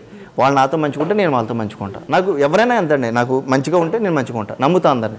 వాళ్ళు లేదు అనుకుంటే నేను లేను, అంతే అన్న టైప్లో. అప్పుడు నేను చెప్పింది దాన్ని కూడా, నేను చదువుకుంటాను, నువ్వు సెటిల్గా చేసుకో, మనం సెటిల్ అయితే చేసుకుందాం. ఈలోపు నేను ఒక ఎలా లవ్ అంటే అనుకున్నా మనం, ఓకే ఫ్యామిలీలో ఒప్పుకోవాలిగా. మా ఇంట్లో మా అమ్మ నాన్న చెప్పాను, ఫోటో చూపించి వస్తే వాళ్ళు సినిమా ఇండస్ట్రీ అంటున్నారు, మరి వాళ్ళు ఒప్పుకుంటారా అని మా అమ్మ నాకేంటంటే ఫ్యాన్స్ అదే చెప్పింది. మధ్యలో ఆపారు కాబట్టి చిన్న పాయింట్ చెప్తా. జేడి చక్రవర్తి గారు ఒక మాట చెప్పారు నాకు, జోష్ మూవీ చేసినప్పుడు, అన్నయ్య మీరు పెళ్ళి ఎందుకు చేసుకోలేదు. అరే పెళ్ళా, మన ఫోటోలు తీసుకోవడానికి అమ్మాయిలకి మన ఫోటో పక్కన ఇలా చేసి ఉంచుకోవడానికి ఒకటి కావాలి, సెలబ్రిటీ. ఇదే వీడు వెళ్ళి ఇంటికి వెళ్ళి ఏమన్నా మీ కూతురిని పెళ్లి చేసుకుంటారంటే బోర బయటకు అంటారు. ఇదే ఇండస్ట్రీ, డబ్బు ఉన్నప్పుడు ఒకలా ఉంటుంది, డబ్బు లేనప్పుడు ఒకలా, ఫేమ్ ఉన్నప్పుడు ఒకలా ఉంటుంది, ఫేమ్ లేనప్పుడు ఒకలా ఉంటుంది. ఇండస్ట్రీ ఇలా ఉంటుంది. బట్ ప్రతిదీ మన సెలబ్రిటీ అంటే సెలబ్రిటీ వరకే ఉండాలి. మనం ఎక్కువ లీనియన్స్ ఇస్తే వాళ్ళు ఇదిగా ఉంటారు. వచ్చినప్పుడు పెళ్లి చేసుకో, నిన్ను నమ్మి వచ్చిన అమ్మాయిని చేసుకో. నాకు నమ్మింది ఏంటంటే, నేను ఇష్టపడిన అమ్మాయి కంటే నన్ను ఇష్టపడిన అమ్మాయిని పెళ్లి చేసుకుంటే నేను హ్యాపీగా ఉంటాను. నన్ను అమ్మాయి చాలా బాగా ఇష్టపడింది. అఫ్కోర్స్ నేను చాలా ఇష్టపడ్డాను. బట్ నేనంటే అవ్వకపోతే మళ్ళీ మనం వేరే డిప్రెషన్లోకి వెళ్ళిపోతాం కదా. నేను కొంచెం అలాగే అనుకునే బ్యాలెన్స్ చేసుకుంటూ ఫిక్స్ చేసుకున్నాను. ఎందుకంటే కెరీర్ పోద్ది, అటు అమ్మ నాన్న ఇదైపోతారు నన్ను, అందుకే మళ్ళీ లవ్ ఇదైపోద్ది. ఇవన్నీ చూసుకుని కొంచెం బ్యాలెన్స్ చేసుకుని వచ్చాను. అప్పుడు నేను ఓపెన్గా చెప్పేసా, అందరికీ చెప్పుకున్న తర్వాత నేను ఫైనల్గా ఏంటంటే ఇండస్ట్రీలో నాకు దేవుడు అని చెప్పాగా, రాజీవ్ అన్న, శ్రీరామ్ అన్న, వీళ్ళకి కూడా చెప్పాను. అని ఇలాగ అనుకుంటున్నాను, ఒక అమ్మాయి ఇలా పెళ్లి చేసుకుందాను. మా డైరెక్టర్లకి అందరికీ చూపించుకోండి ఫోటో, గొప్పగా చెప్పాను అంటే అమ్మాయి బాగుంటుంది కాబట్టి చెప్పాను. అన్న తర్వాత శ్రీరామ్ అన్న ఫుల్ సపోర్ట్ చేశాడు. అంటే నువ్వు సెటిల్ అవుతానని నమ్మకం ఉంది కదా, నువ్వు చేసుకుంటావు కదా, చేసుకుంటా, నేను చేస్తా పెళ్ళి. విజయవాడలో క్రికెట్ మ్యాచ్కి వెళ్ళినప్పుడు అమ్మాయిని తీసుకొచ్చా, పరిచయం చేసాం. ఆయన ఒక గంట మాట్లాడాడు. అమ్మాయి ఇండస్ట్రీ అంటే లేనప్పుడు 2 years ఖాళీగా ఉంటాడు, ఉన్నప్పుడు 2 గంటలు కూడా నీతో ఉండడు, వర్క్ ఉంటే. నువ్వు దీనికి అర్థమైతే చేసుకో. రేపొద్దున లైఫ్ నాది ఇలా అయిపోయింది అలా అయిపోయింది, అమ్మాయిలు మాట్లాడతారు, రేపొద్దున వచ్చి ఫోటోలు దిగుతారు. నువ్వు ఈగో ఫీల్ అయితే మాత్రం వద్దు, అలా ఫీల్ అయితే మాత్రం అసలు యాక్సెప్ట్ చేయొద్దు, ఇప్పుడే డ్రాప్ అయిపోండి. ముందే చెప్పారు, ఇద్దరికి చెప్పాడు. అరే ఒకవేళ నీకు ఈ అమ్మాయి జాబ్ చేసినప్పుడు రేపు నీ పరిస్థితి కూడా ఇంతే, నువ్వు ఖాళీ అయ్యావనుకో, ఈ అమ్మాయి జాబ్ చేద్ది, నువ్వు హట్ అయ్యావనుకో, నేను ఖాళీగా ఉన్నాను, ఇది కూడా కాదు, నువ్వు ఇద్దరు బ్యాలెన్స్ చేసుకుని లైఫ్ వెళ్తానని మాట్లాడతాను. సరే అన్న ఒక 2 years 1.5 year అవుతాను, మాట్లాడతాను. అంత అలా వెళ్తున్న ట్రావెలింగ్లో అన్నయ్య కూడా కొంచెం అమ్మాయి కొంచెం అన్నయ్య అనేది మాట్లాడేది. తను కూడా కొంచెం బాగా చదువుద్ది, మంచి బ్రిలియంట్ అనమాట. నాకు ఒక నమ్మకం, తను చేసుకుంటే బాగుంటుంది, ఖచ్చితంగా ఎవరితో మాట్లాడాలి. నేను వెళ్ళి సీరియల్ అయ్యే టైంలో కొంచెం వెళ్ళి వాళ్ళ ఇంట్లో మాట్లాడాలనుకున్న 1 month ముందు వాళ్ళ ఇంట్లో తెలిసింది, బై మిస్టేక్ ఎవరి ద్వారా ఒకళ్ళ ద్వారా తెలిసింది. తెలిస్తే అక్కడ వాళ్ళు ఫైర్ అయిపోయారు. నేను తప్పే లేదు, ఏంటంటే నేను వెళ్ళి వాళ్ళ ఇంటికి వెళ్ళి అడుగుదాం అనుకున్నాను, అది కొంచెం ముందు వెళ్ళిపోయి వేరే వాళ్ళ ద్వారా తెలిసింది, వాళ్ళు హట్ అయ్యారు. హట్ అయ్యి లేదు సినిమా వాడిని ఎలా ఇస్తాం మేము, వాడు మంత్ అవుతాడంట, బయట తిరుగుతారంట, అమ్మాయిలు ఉంటారంట, ఇది అన్నారు. అంత తర్వాత అసలు ఏమీ లేవండి అలవాట్లు, మేము ఉన్న దాంట్లో ఇంత పొదుపు చేసుకు బతుకుతున్నాం, అసలు మీరు ఎవరు చెప్పారు మంత్ అవుతారంట, ఆ సినిమా ఫీల్డ్ అంతా అదే సినిమా ఫీల్డ్ అంతా అంతే అంట కదా, పబ్బులు తిరుగుతారంట, బయటికి వెళ్ళిపోతారంట, అమ్మాయిలంట, షికారులు అంట, అసలు నువ్వు చూసావా? అరే ఇండస్ట్రీలో ఒకటి చెప్తాను, ఎవరికి ప్రతి ఒక్కరిని అడుగుతున్నా, ఇప్పుడు ఇండస్ట్రీలోనే ఉంటాయి ఎన్ని రిస్కులు, ప్రతి కొంపలో ఉండవా? ప్రతి కొంపలు అంటే మీరు అందరినీ అంటలా, చాలా కొంపలు ఉన్నాయి చూసుకోవట్లా. ఎవరికాడు చూసుకోండి కొంచెం, ఎవరికాడు చూసుకుంటే గురిగింజ ఉంటుంది ఎర్రగా, దాని కింద కూడా ఒక నలుపు ఉంటుంది, అది కూడా చూసుకోవాలి మనం. ఇండస్ట్రీలో తాగుబోతులు ఉండరు, బయట అందరూ ఇది ఉంటారు, బయట కూడా ఎదవలు ఉన్నారు అనకూడదు. కానీ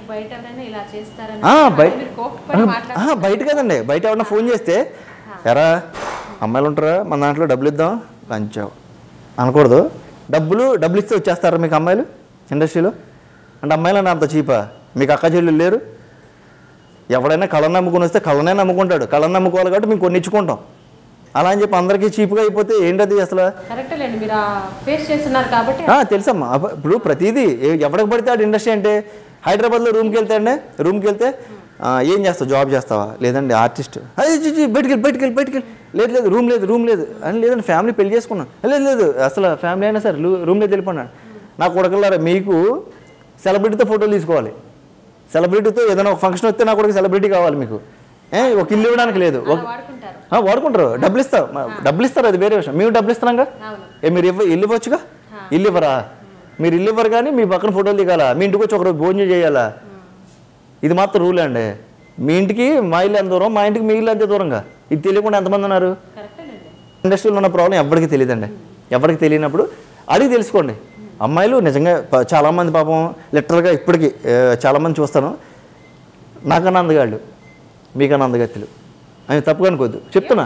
చాలా అంటే అదే ఉన్నారు, మీరు అందంగా ఉన్నారు, మీకన్నా అందంగా ఉన్న వాళ్ళు ఉన్నారు చాలామంది. కానీ వాళ్ళకి ఎలా వెళ్ళాలో తెలియదు పాపం, తెలియదు పాపం. అలాంటి వాళ్ళు నాకు షోల్లోని అలా బయటకు వచ్చి వాళ్ళు చాలా బాధపడుతుంటారు. అప్పుడు నేను గుర్తొస్తా, ఫస్ట్ ఉన్న పొజిషన్లో నేను గుర్తొస్తా. వచ్చినప్పుడు అనిపిస్తుంది, నేను అప్పుడు ఇంత అందంగా లేను కదా, అప్పుడు నేను అవ్వగలిగింది ఇలా అవ్వలేరా అనిపిస్తుంది. బట్ వీళ్ళకి తెలియదు. నేను చెప్తా, భయ్యా యాక్టింగ్ నేర్చుకోండి, యాక్టింగ్ నేర్చుకుని కరెక్ట్ ఉండమ్మండి. ఒక మీరు అన్నట్టు నిజంగానే అందంగా ఉండొచ్చు, అన్నీ ఉండొచ్చు, కానీ ఇండస్ట్రీకి రావాలంటే అదే అదృష్టం ఉండాలండి. కరెక్ట్ వేసుకుంటే ఇప్పుడు గైడెన్స్ అదే ఇప్పుడు అబ్బాయి కాబట్టి గైడెన్స్ మీకు మంచి దొరికింది. సో అమ్మాయిలకు కూడా గైడెన్స్ ఉండాలి. మీరు ఇప్పుడు అడుగుతున్నారు కాబట్టి ఇంకొకటి చెప్తాను మీకు. ఇప్పుడు ఫేస్బుక్లో కొంతమంది మెసేజ్ చేస్తారండి, నాకు ఇలాగా ఆఫర్స్ వచ్చినాయి వెళ్ళమని ఎన్ని అడుగుతుంటే నేను కొంచెం ఆలోచించుకుని వెళ్ళండి. కరెక్ట్ వే దొరికితే వెళ్ళిపోండి లోపలికి. కరెక్ట్ వే కాకపోతే కొంచెం ఆలోచించుకోండి. నేను చెప్పను వెళ్ళొద్దని చెప్పను, ఎందుకంటే మీరు కష్టపడ్డారు, మీకు ఆఫర్స్ వస్తే మంచిదే. ఇలా అనుకున్న టైంలో కొంతమంది ఏమనుకుంటారంటే, సడన్గా కొంతమంది ఒక సీరియల్ ఒక్క ఫేమ్ వచ్చినప్పుడు ఫస్ట్ ఇండస్ట్రీలో చూసేది క్యారెక్టర్ వాడు ఎలా ఉంటాడు, అందరితో ఉంటాడు. కొంతమంది ఒక సీరియల్ ఫేమ్ రాగానే ఆటోమేటిక్గా కాలు మీద వేసేసి లొకేషన్కి వెళ్ళగానే గుడ్ మార్నింగ్ సార్, యాటిట్యూడ్ అదే గుడ్ మార్నింగ్ ఏంటి సర్లే. అది కనీసం ప్రొడ్యూసర్ వచ్చిన కూడా ఎవరు కొంతమంది ఒక సీరియల్ ఇది రాగానే.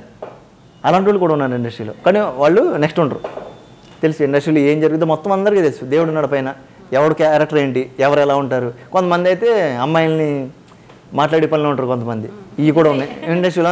అది షార్ట్కి పిలుస్తున్నాను అనుకో, వస్తున్నాం భయ్ ఆగు, ఇప్పుడు చెప్పండి ఇంకేంటి, అది లేదు వస్తున్నా భయ్ ఆగు, నువ్వు కంగారు పడతాయండి, ఇలా ఉంటారు. ఇవన్నీ ఫైనల్గా ఎవరికి వెళ్తాయి, ప్రొడ్యూసర్కి వెళ్తాయి. ప్రొడ్యూసర్ గారు వీళ్ళందరూ ఉంటుంది కాదు, మూడో కన్నా ఎవరు కెమెరా చూస్తారుగా, లొకేషన్లో అందరూ ఉన్నారుగా. ఇవన్నీ తెలుసుకుంటే అండి ఇండస్ట్రీలో సెటిల్గా ఉంటాం. చెయ్యి, నువ్వు ఎంజాయ్మెంట్ ఉంటుంది. నువ్వు ఆఫ్టర్ స్క్రీన్ షూట్ అయిపోయిన తర్వాత నీ ఇష్టం, నువ్వు ఎక్కడికైనా వెళ్ళిపో, నేను ఎవరు పట్టించుకోరు, నేను పట్టుకుని ఇక్కడే ఉంటారని చెప్పరుగా. అది కానీ నీ లొకేషన్లోనే కొన్ని ఉంటాయి. ఇలాగ ఈ ప్రాబ్లమ్స్ అన్నీ నాకు తెలుసు కాబట్టి నేను చేతులు కట్టుకుని అంతే, నా వర్క్ నేను చూసుకుంటా, ఎక్కువ ఎవరితో మాట్లాడను, మెయింటైన్ చేసుకుంటూ వెళ్ళిపోతాను. నాకు ఏంటంటే డైరెక్టర్తో కొంచెం క్లోజ్గా ఉండాలి, ప్రొడ్యూసర్తో బాగుండాలి, ఎందుకంటే వాళ్ళతోనే మనకు అవసరం.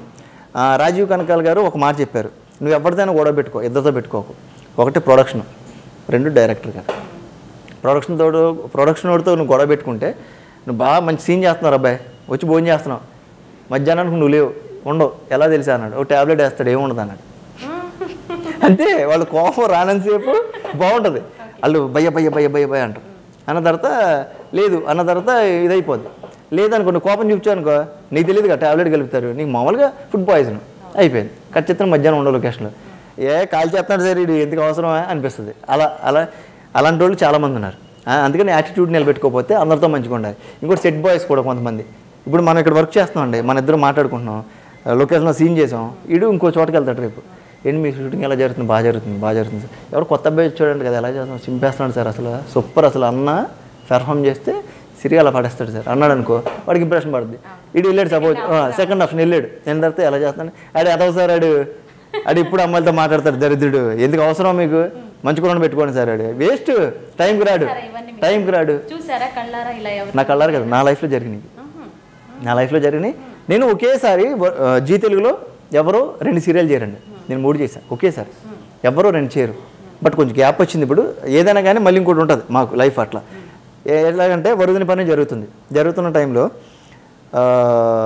వరుదిని పని కొంచెం గ్యాప్ వచ్చింది నాకు అంటే నేను ఒక అమ్మాయి వల్ల కొంచెం ప్రాబ్లమ్స్ వచ్చి అంటే అమ్మాయికి ఏదో కొంచెం హెల్త్ ప్రాబ్లం వచ్చి ట్రాక్ పక్కెళ్ళింది కట్ చేస్తే మళ్ళీ ఎంటర్ అయ్యాను కూడా ఎంటర్ అయ్యే టైంలో గీతాంజలి సీరియల్లో ఆఫర్ వచ్చింది గీతాంజలిలో మంచి మాస్ క్యారెక్టర్ డైరెక్టర్ గారు వాళ్ళు అందరూ పెట్టారు ఒక ట్రాక్ వెళ్తుంది నేను రేపు పొద్దున్న టెలికాస్ట్లో ఉండగా మళ్ళీ ఫోన్ వచ్చింది సార్ మీరు మోగ మనసులో నెగిటివ్ క్యారెక్టర్ సార్ విలన్గా రావాలి అంటే విలన్ ఏంటి నేను వరుదినే చేస్తున్నా ఇక్కడ గీతాంజలి చేస్తున్నా రేపు పొద్దున ఈ షూట్ అంటే ఎలా అంటే లేదు ప్రొడ్యూసర్ గారు మిమ్మల్ని చెప్పారంట మీరే ఉండాలి రేపు అన్నారు బట్ ఛానల్లో ఇంకా డిస్కషన్ ఇది 3 చేస్తున్నాడు ఎలా కానీ ప్రొడ్యూసర్ గారు నిలబడ్డాడు ఉత్తా వెంకటేశ్వర గారు అని ఆయన నిలబడి వీడు నాకు ఈడే కావాలి రేపు పొద్దున్నే లేకపోతే షూట్ లేదు మరి ఆల్టర్నేటివ్ మీరు పెట్టుకోండి నాకు నచ్చలేదు ఫైన్ చేస్తే కట్ చేస్తే నేను నమ్మట్లా నేను లొకేషన్కి వెళ్ళి మార్నింగ్ 11 షార్ట్ పెట్టారు టిఫిన్ చేయట్లా నాకు ఏంటంటే ఇంకా భయం వేస్తుంది నన్ను తీసేస్తారేమో రేపు పొద్దున్న వాళ్ళు ఏమన్నా అప్లికేషన్ వెళ్ళాను షూటింగ్ వెళ్ళి 11 అయింది టిఫిన్ పెట్టారు తిన్నాను ఒక షార్ట్ పెట్టి భయ వచ్చి ఒక నవ్వుని లోపలికి నెగిటివ్ క్యారెక్టర్ కదా ఒక స్మైల్ కొంచెం ఇదిగా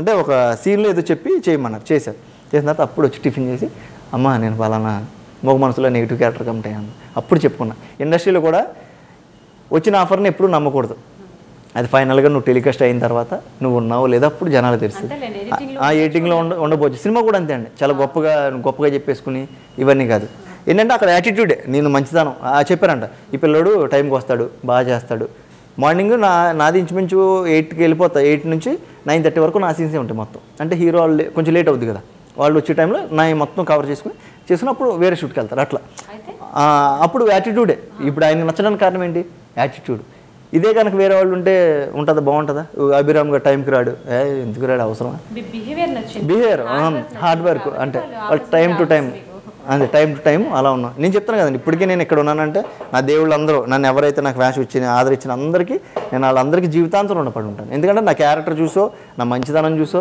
ఏదైనా కానీ నాలో కూడా కొన్ని నెగిటివ్స్ ఉంటాయి బట్ ఆ నెగిటివ్స్ వాళ్ళకి ఎలా వెళ్ళినా కూడా తెలియదు ప్రతి మనిషి అండి ఇప్పుడు మీరు రూపాయి కానీ ఇటు చూస్తే నేను ఇటు బొమ్మ ఉంటుంది అటు బొరుసు ఉంటుంది ఇది రూపాయే ఆయనకి రూపాయిగానే కనిపిస్తుంది మనం చూసే విధానాన్ని బట్టి మారిపోతుంటుంది ఆబ్వియస్లీ నాకు అట్లా కొన్ని లైఫ్లో ఉంటాయి బట్ ఏదనుకున్నా కానీ నాకు ఇచ్చి ప్రతి ఒక్కరికి నేను రుణపడి ఉంటాను జీవితాంతం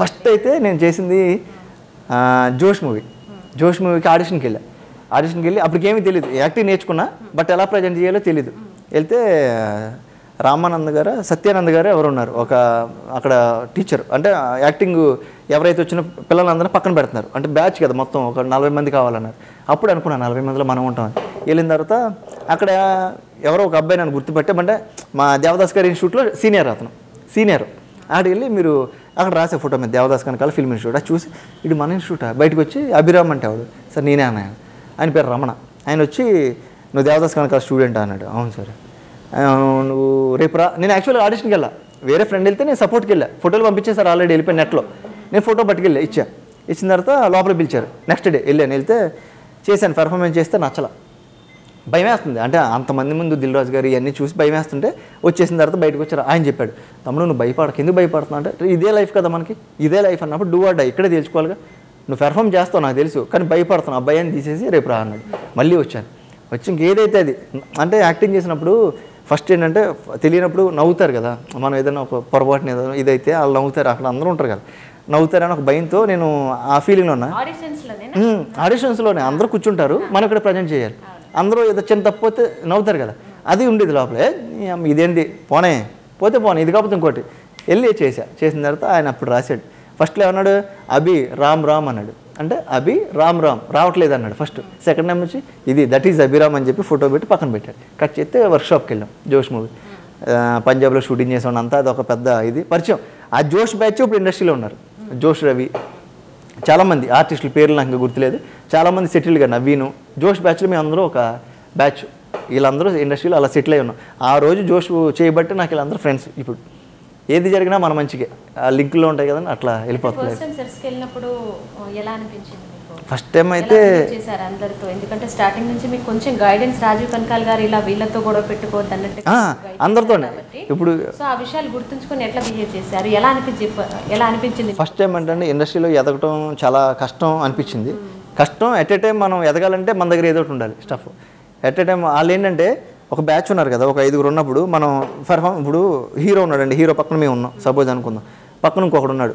ఆడు ఏం చేసేవారంటే ఇండస్ట్రీలో లాజిక్లు ఉంటాయి, బయటకు వెళ్ళాలంటే కెమెరా ఉంది ఇలా ఉంటారు వాళ్ళు. ఫస్ట్ నేను ఇక్కడ ఉన్నా వెనక, మన ఫేస్ ఇటు ఉంది, వీళ్ళు కొంచెం లీడ్ కాబట్టి ఇటు ఉన్నారు. వాడు మెల్లగా ఏం చేసేవాడు, ఇట్లా వచ్చేసాడు ఆటోమేటిక్గా. నేను కనిపించేవాడు కదా పక్కన, నేను జరగకూడదు, నేను జరిగితే పక్కడు కనిపించడు.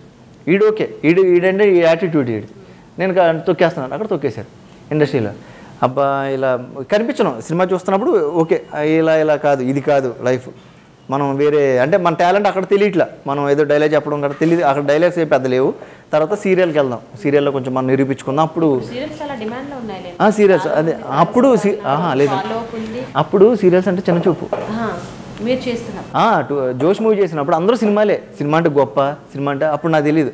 బట్ అప్పుడు సీరియల్స్లో కూడా వేషాలు నేను ట్రై చేయలేదు ఎక్కువ. తర్వాత ఎందుకు అనిపించింది, అమ్మాళ్ళు చెప్పారు నాకు సీరియల్స్ బాగున్నారు ఇప్పుడు సీరియల్స్ చేయి అంటే. నేను అప్పటి నుంచి జోష్ మూవీ అయిపోగానే నాకు పోస్టర్ పడింది మొత్తం ఏపీ మొత్తం. ఆ పోస్టర్ ఒక హోర్డింగ్ ఉంది, అది నా దగ్గర బుక్ ఉంది, అది తీసుకుని వెళ్ళటం మొదలుపెట్టా. అప్పుడు అంతఃపురం డైరెక్టర్ గారు చూసి నన్ను ఆటో సూర్య ఒక మాస్ క్యారెక్టర్ ఫస్ట్ టైం చేసిందండి లైఫ్లో. అసలు యాక్టింగ్ స్టార్టింగ్ అంటే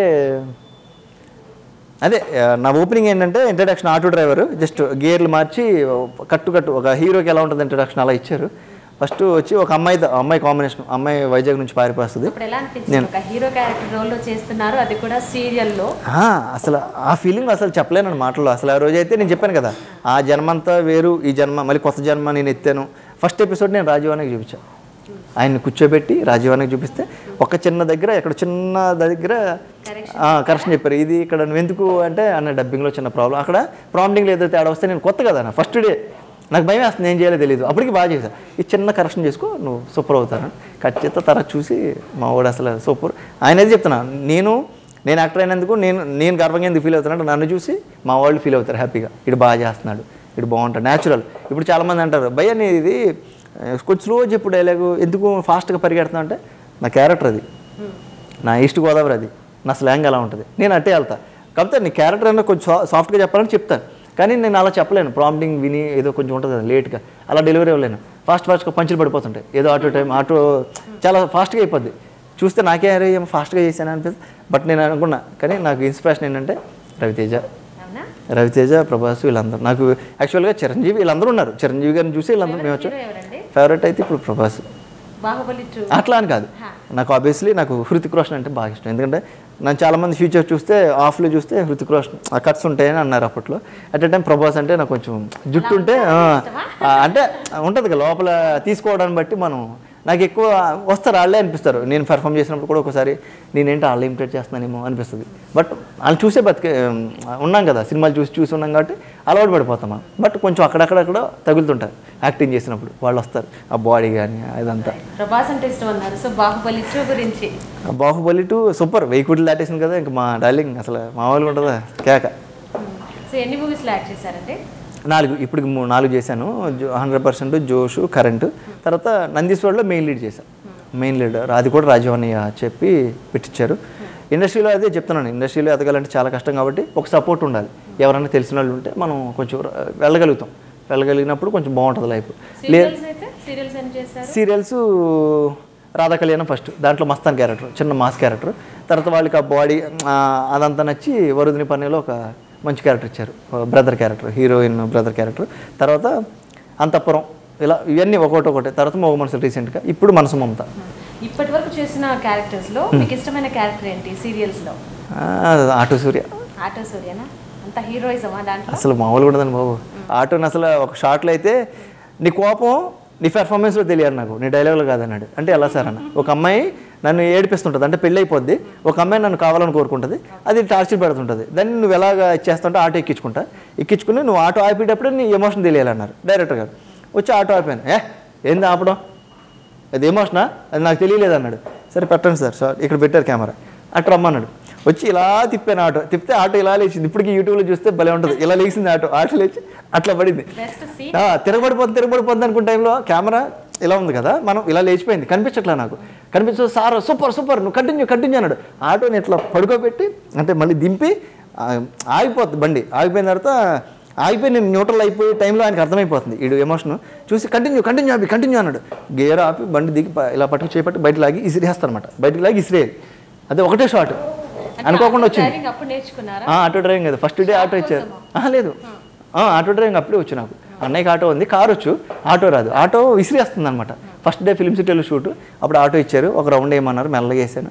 బట్ ఓకే అనుకున్నా. తర్వాత ఇంకా అలవాటు అయిపోయింది. రోజుకి 2 ఆటోలు తోడేవాడిని. ఇంచుమించు నేను ఒక 100 ఆటోల దాకా డ్రైవ్ చేశాను. అంటే రోజుకు ఒక మారుతుంటుంది కదా లొకేషన్లో. ఒక లొకేషన్ ఒక ఆటో, ఇంకో లొకేషన్ ఒక ఆటో. బాగుంటుందండి లైఫ్ అనిపించింది. అప్పుడు ఏంటంటే ఇది కాకపోతే ఆటో డ్రైవర్. మా సార్ అనేవారు, సూర్య నువ్వు ఈ షూటింగ్ అయిపోయిన తర్వాత మధ్యాహ్నం నుంచి ఒక పని చేయి, సాయంత్రం నుంచి యూసఫోర్డ్ టు బోర్బండ్ ఒక ఆటో తీసుకో, part time celebrity auto, ticket పెట్టు అనేవారు. బాగుండేదండి లైఫ్, మంచి మెమరీస్ అనమాట. మా డైరెక్టర్ గారు అయితే సూపర్. మాకు రఘు గారు, కాపుకుంట రఘు గారు అసలు షార్ట్ పెడతారు. ఆయన అందరూ ఒక్కొక్క డైరెక్టర్తో ఒక్కొక్క వేరియేషను, బట్ అందరూ నాకు సూపర్, మా ఫేవరెట్. యాక్టింగ్ చేస్తున్నప్పుడు కావచ్చు, లేదంటే లొకేషన్లో కావచ్చు, ఇంట్లో జరిగిన విషయాలు అంటే చాలా కష్టపడి అమ్మా నాన్న ఇది చేశారు అన్నట్టుగా కానీ మీరు కష్టపడ్డ ఆలోచనలు కానీ ఎటువంటి వచ్చేవి? మీకు ఏమైనా వచ్చాయా? థాట్స్ వచ్చేవా? అంటే ఎలా అంటే ఇప్పుడు ఖాళీ కూర్చొని ఉన్నారు, ఫోన్ కాల్ వచ్చింది అన్నారు ఇందాక, అరే వీళ్ళు అనవసరంగా ఇండస్ట్రీకి అంటే ఫోన్ కాల్స్ వస్తున్నాయి, ఎలా సజెషన్ ఇవ్వాలి అని బాధపడుతున్నారు. సెన్సిటివ్ నేచర్ కాబట్టి అడుగుతున్నాను అనమాట. అంటే ఫోన్ కాల్స్ అంటే ఖాళీగా ఉన్నాం అనుకోండి, పిచ్చి ఆలోచనలు వస్తాయి. మ్యాక్సిమం అలాగే వస్తాయి. ఎందుకంటే షూటింగ్లో కావచ్చు, డైలాగ్ డెలివరీ చేసేటప్పుడు కావచ్చు, ఆలోచనలు ఏమైనా వచ్చాయా? ఆలోచన అంటే సీన్ చేసేటప్పుడు ఒక్కొక్కసారి అనిపిస్తుంది, అంటే అమ్మాయిని అంటే ఒక రొమాన్స్ సీన్ ఉన్నప్పుడు అట్లాంటివన్నీ నేను చేస్తాను తప్ప రైట్ అంటే యాక్టింగ్ పరంగా ఓకే. బట్ చూసేవాళ్ళు ఏమనుకుంటుంటే నాకు అంతఃపురంలో ఒక సాంగ్ ఉందండి, అంటే రొమాంటిక్ సాంగ్. అది అమ్మాయి ఇమాజిన్లో చేసుకుంటుంది. బట్ ఆ సాంగ్ నేను చేయనని చెప్పేశాను. చేయనని చెప్తే ఛానల్ అలా ఒప్పుకోరు. రొమాంటిక్ మొత్తం ఏముండదు, ఒక బనియను, ఇదే ప్యాంటు, బ్యాక్ ప్యాంటు ఇది ఉంటుంది. ఎంతంటే ఇంకా కిస్సింగ్స్ అనమాట మొత్తం. అంటే అమ్మాయి విజన్ అది. బట్ నా క్యారెక్టర్ అంటే నా అమ్మాయిని కొడతా మామూలుగా, అది నా ఒరిజినల్ క్యారెక్టర్ ఇక్కడ. బట్ అమ్మాయి ఇమేజ్లో చేయాలి. తన డ్రీమ్లో సాంగ్ ఇది. యాక్చువల్గా నేను చాలా ఆ రోజు ఎంత టెన్షన్ అంటే బయటికి వెళ్ళి కూర్చున్నా. చేయాలి కదా, తప్పదు కదా. పెట్టించారు, ముద్దులు పెట్టించారు అక్కడెక్కడో సాంగ్. అందరూ వచ్చి కూర్చున్నారు ఇక్కడ. నేను చేయనని చెప్తున్నా, పైనుంచి ఫోన్స్ చేయమని. అంటే ఎలా చేస్తాను సార్, నాకు ఫ్యామిలీ ఉన్నారు కదా అంటే ఇంటికి ఫోన్ చేసి అమ్మాయిలు ఎలా అంటున్నారు. సరే నీ వర్క్ కదా, అది నీ వర్క్ పర్క్. మ్యారేజ్ అవ్వాలి. మ్యారేజ్ అయితే ఇవన్నీ ఇంకా మామూలుగా ఉండేది. అసలు ఇవన్నీ చూడలేదు ఎందుకు వాళ్ళకి తెలియదు ఈ విషయం. ఈ సాంగ్ చూడలే. అయితే ఫోన్ చేస్తే అమ్మంది, నీ వర్క్ రాది, నీ పర్సనల్ లైఫ్ కాదు కదా, నీ వర్క్ వైజ్ నువ్వు న్యాయం చేయాలి. నువ్వు ముస్టోడి క్యారెక్టర్ వేయాలన్నా వేయాల్సిందే. అది క్యారెక్టర్. అమ్మాయి అక్కడ ఇమేజ్ నువ్వు చేయి, తప్పేమన్నా. అమ్మాయిలు చూశారు బాగుంది, బట్ కొంచెం బయట వాళ్ళు లేదనుకుంటారు, నువ్వు ఫీల్ అవ్వద్దు. యాక్టింగ్ అంతే, నీకు ఎంకరేజ్ బాగా ఫుల్. వాళ్ళు అసలు ఎప్పుడండి ఇంత ఏది అబ్జెక్ట్ ఏది చేయలేవాడు. నా లైఫ్లో నేను ఏది కోరుకున్నా వాళ్ళు ఇచ్చారు. ఫుల్ మ్యారీడ్ లైఫ్ బాగుంది. ఇప్పుడు నాకు ఏంటంటే పెళ్ళి అయిన తర్వాత నేను పెళ్ళికి అనుకునేవాడిని. పెళ్ళి ముందు ఏంటంటే మా అమ్మ నాన్న నాకు ఇద్దరు అనుకున్నాను. పెళ్ళి అయిన తర్వాత నాకు మా మావయ్య మా అత్తయ్య ఇద్దరు నాకు. బట్ కొన్ని ప్రాబ్లమ్స్ జరిగినా కూడా వాళ్ళు చాలా పాజిటివ్గా తీసుకుని, నేను కూడా పెద్దగా పట్టించుకోను. బట్ మా మావయ్య అయితే నాకు అది చెప్తున్నా కదా, మా నాన్న ఎంతో ఇప్పుడు ఆయన అంతే, మా అమ్మ ఎంతో ఆవిడ అంతే. బట్ ఇప్పటికీ వెళ్ళిన పాపం ఎప్పుడైనా ఖాళీగా ఉన్నాను అనుకోండి, ఫోన్ చేసి ఇంటికి వచ్చాయి. అంతకుముందు అనేవారు పెళ్ళైనప్పుడు అనుకున్నాను నన్ను వీళ్ళు సరిగ్గా చూసుకోరేమో, భయం వేసింది. అంటే కోపం కదా వాళ్ళకి. కోపం ఐ మీన్ ఆ బాధ. కూతురు ఒకటండి, నేను బాధ అని కూడా చెప్పను, ఎందుకంటే వాళ్ళ కోపమే. ఎందుకంటే ఎవడో తెలియని వ్యక్తి సడన్గా నీ ఇంట్లోకి వచ్చేస్తే నీకు ఎలా ఉంటుంది? ఒక అమ్మాయి అండి, సపోజ్ మనం ఒక ఫ్యామిలీలో నా చెల్లి ఉంది, నా చెల్లిని ఎవడన్నా ఇచ్చేసాడు అనుకో, నాకు ఎంత బాధగా ఉంటుంది. వాడు ఎవడో తెలియదు, వాడు తెలిస్తే పోనీ పలానా అని నేను మాట్లాడతా. తెలియకుండా సడన్గా నువ్వు ఎంటర్ అయిపోతే తెలియదు కదా. అలాంటి టైంలో నేను మా అమ్మ వాళ్ళు కూడా అదే చెప్పారు, అరే నువ్వు మన చెల్లి మన ఫ్యామిలీ గురించి ఒకసారి ఆలోచించుకో, మన ఫ్యామిలీలో జరిగితే ఇలా ఉంటుంది కదా, వాళ్ళ ఫ్యామిలీలో అదే జరిగింది. అలా జరిగినప్పుడు నువ్వు దాన్ని ఫేస్ చేయి, నువ్వు వెళ్ళి చెప్పు, ధైర్యం చెప్పు, నేను ఉన్నాను, నేను చేస్తాను సార్, ఇలా అది కాదని చెప్పు. వాళ్ళు ఏమనేవారు, ఫోన్ చేసి మేము వచ్చామా, మాట్లాడమా, వచ్చానివారు. అంటే వాళ్ళకి భయం వేసేది, తప్పుగా అనుకుంటారేమో నన్ను ఒకటి వెళ్తే అని. అప్పుడు నాకు సాయం చేసింది ఏంటంటే రాజీవ్ అన్న, శ్రీరామ్ పాపం ఇక్కడ నుంచి కారు తీసుకుని నన్ను తీసుకుని వెళ్ళి వాళ్ళ ఇంటికి వెళ్ళాం. ఇంటికి వెళ్తే ఫస్ట్ టైం వాళ్ళ ఇంటికి వెళ్ళిన తర్వాత మాట్లాడిన తర్వాత ఒక 5 డే అనుకున్న తర్వాత అమ్మాయి యాక్చువల్గా కొంచెం సీరియస్ అయింది. అంటే వాళ్ళ ఇంట్లో కొంచెం ప్రాబ్లమ్స్ ఎక్కువైపోయి ఏదో సంబంధాలు వస్తాయి కదండి, పిల్ల బాగున్నప్పుడు వాళ్ళు ఎవరో చూసి పెళ్లి చేసుకుంటాం అంటే ఈ లోపు నేను చెప్పాను అన్నయ్య చెప్తే మేమిద్దరు బయలుదేరి వెళ్ళిన తర్వాత వాళ్ళ ఒక బాబాయ్ అన్నారు, ఆయనకి నచ్చల, అంటే ఇండస్ట్రీ కొంచెం బాగోదని. ఆయన ఎవరిది తప్పలేదండి, ఇక్కడ సందర్భం అంతే తప్ప ఎవరో తప్పు కాదు, జరిగే సిచ్యువేషను కరెక్ట్ కాదనమాట. ఆయన కొంచెం నన్ను బయట ఆపేశారు, ఇంటి బయట. వాళ్ళ డాడీ లోపల ఉన్నారు పడుకుని, అట్లా తిరిగితే లోపల ఎలా ఉంటారు అలా ఉన్నారు. ఇక్కడ ఈయన ఆపేశారు. ఆయన కలిస్తే ఆ రోజు పని అయిపోయేది, కలవలో ఆయన బయటికి వెళ్ళిపోమన్నారు, వచ్చేసాం. అక్కడ నుంచి కొంచెం గొడవలు మొదలైనవి. మళ్ళీ ఆ అమ్మాయికి ఏదో కొంచెం చేయటం, అంటే ఆ అమ్మాయిని కొంచెం ఫోర్స్ చేయటం పెళ్ళికి. తర్వాత మళ్ళీ వెళ్ళాం. మళ్ళీ ఒక 5 డే ఏంటంటే ఫోన్ చేసి మాట్లాడేది, శ్రీరామన్న మాట్లాడి ఇలా కాదండి ఇలా చేద్దాం, పిల్లోడు మంచోడు, నేను నమ్మకం ఇస్తున్నా, మేము హామీ ఇస్తున్నాం అంటే వాళ్ళు తీసుకెళ్ళి మాట్లాడిన తర్వాత వాళ్ళు ఏమన్నారంటే సరే మీరు అంటున్నారు కదా మేము ఇచ్చేస్తాం పిల్లని, మీరు తీసుకెళ్ళిపోండి. లేదండి అట్లా కాదు, మీరు పెళ్లి చేస్తే రేపు పొద్దున బాధ్యత ఉంటుంది. రేపు పొద్దున ఏదైనా పిల్లని ఏదైనా అయిందనుకోండి, మీరు అడగలగా వచ్చి పిల్లని ఇచ్చేసారనుకో రెస్పాన్సిబిలిటీ ఉండదు. పెళ్లి చేసి ఒక అక్షంతలు వేసి భోజనం కూడా చేయొద్దు, వెళ్ళిపోండి. ఎంగేజ్మెంట్ పెట్టుకున్నాం, పలానా రోజు ఎంగేజ్మెంట్ పెట్టుకుంటే సూపర్ కామెడీ. ఎంగేజ్మెంట్ పెట్టుకుంటే ఈయనకి ఏం చెప్పారు, మా మామయ్య గారికి పిల్లోడు నల్లగా ఉంటాడు, చాలా ఇదిగా ఉంటాడు, బాగోడు అని చెప్పారంట.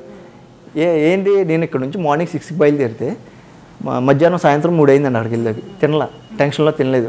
డ్రైవింగ్ టెన్షన్ ఉంటుంది కదా, మొత్తం బ్లాక్ అయిపోయాం ఏసీలో. అయిన తర్వాత ఎండాకాలం అయిన తర్వాత ఈయన ఫిక్స్ అయిపోయాడు, అట్లా ఇటు నల్లగా ఉంటాడు పిల్లోడు బాగోడు. ఇదే వీళ్ళ బాబాయ్ అన్నారు కదా, వీళ్ళ బాబాయ్ చెప్పారు. వీళ్ళ బాబాయ్ ఏంటంటే నూరు పోజు అంటే ఆయన చూసింది అది ఆ రోజు, అంటే సందర్భం అక్కడ చూసి వెళ్ళిన తర్వాత బాగోడు పిల్లోడు నల్లగా ఉన్నాడు ఏది ఆయన అంటే టైడ్ అయిపోయాం కదా, ఆయన తెలియదు కదా ఇదంతా. వచ్చేసాం. నెక్స్ట్ డే ఎంగేజ్మెంట్, పలానా రోజు ఇంకా ఎంగేజ్మెంట్ కూడా కాదు, పిల్లలు ఇచ్చేస్తా ఉన్నారు. సరే ముందు వెళ్దాం మాట్లాడుకుందాం, బయలుదేరారు. వెళ్ళిన తర్వాత దగ్గరికి వెళ్ళాక వద్దంటారు, మళ్ళీ వద్దంటారు. లేదు మా ఫ్యామిలీ అందరూ వచ్చారని కూర్చొని మాట్లాడుకుందంటే కూర్చొని మా శ్రీరామన్న పాపం అక్కడ ఒక గంట ఇక్కడ ఒక గంట అందరితో పొద్దున్న 10ంటికి వెళ్ళాం, సాయంత్రం 5 అయింది. తేలదే కట్ చెత్తే మ్యాటర్ ఏంటంటే మా మామయ్య గారు సోకాళ్ళు ఎవరైతే ఉన్నారో ఆయన వచ్చాడు ఇంటికి. వచ్చిన తర్వాత నేను బయట అన్ని పనులు నేను చక్క పెడతాను అంటే అందరికీ కాఫీలు ఇవ్వటం. వచ్చిన వాళ్ళు మరి చూసుకోవాలి అమ్మ నాన్నని. మా అన్నయ్య, మా వదిన, మా అమ్మ, మా నాన్న కూర్చున్నారు. ఈయన వెళ్ళిపోయాడు చూసుకుంటే మా అన్నయ్యని పెళ్లి కొడుకు అనుకుంటున్నారు అక్కడ. అన్నయ్య కొంచెం కొంచెం బ్లాక్ ఉంటాడు. నాకు తెలుసు, ఆయన ఫోటో చూసాను కాబట్టి తెలుసు. నేను మామూలుగా పనులు చేస్తున్నా, కూల్ డ్రింక్స్ తేవటం ఇవన్నీ బాగోదు కదా అందరికీ. చేస్తుంటే ఈలోపు కట్ చేసి నేను ఒప్పుకోవట్లా. ఎందుకు ఒప్పుకోవట్లేదంటే పిల్లోడు నల్లగా ఉన్నాడు ఎలా ఇది అంటున్నాడంట. కట్ చేస్తే నేను తర్వాత పిల్లోడిని సరే మాట్లాడదామని చెప్పి సాయంత్రం 4:30కి నేను అప్పుడు మళ్ళీ కొంచెం నీట్గా రెడీ అయ్యాలి. ఏంటి ఈ పిల్లోడు వచ్చాడంటే ఏదో అన్నారంట. అంటే లేదు ఈ అబ్బాయే పెళ్లి కొడుకు, మరి లోపల కూర్చున్నది ఎవరు వాళ్ళ అన్నయ్య అన్నారంట.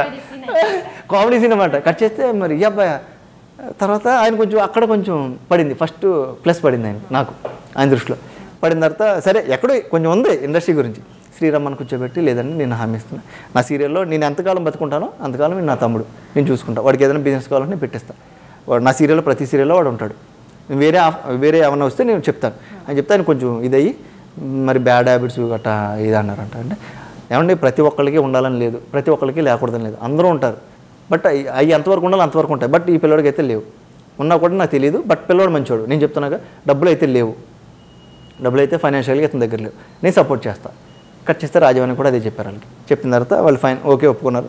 ఒప్పుకున్న తర్వాత ఈవెంట్ అంతా జరుగుతుంది, బాగానే జరుగుతుంది. వాళ్ళ ఫ్యామిలీ అంతా డల్గా ఉన్నారు, మా ఫ్యామిలీ హ్యాపీగా ఉన్నాం.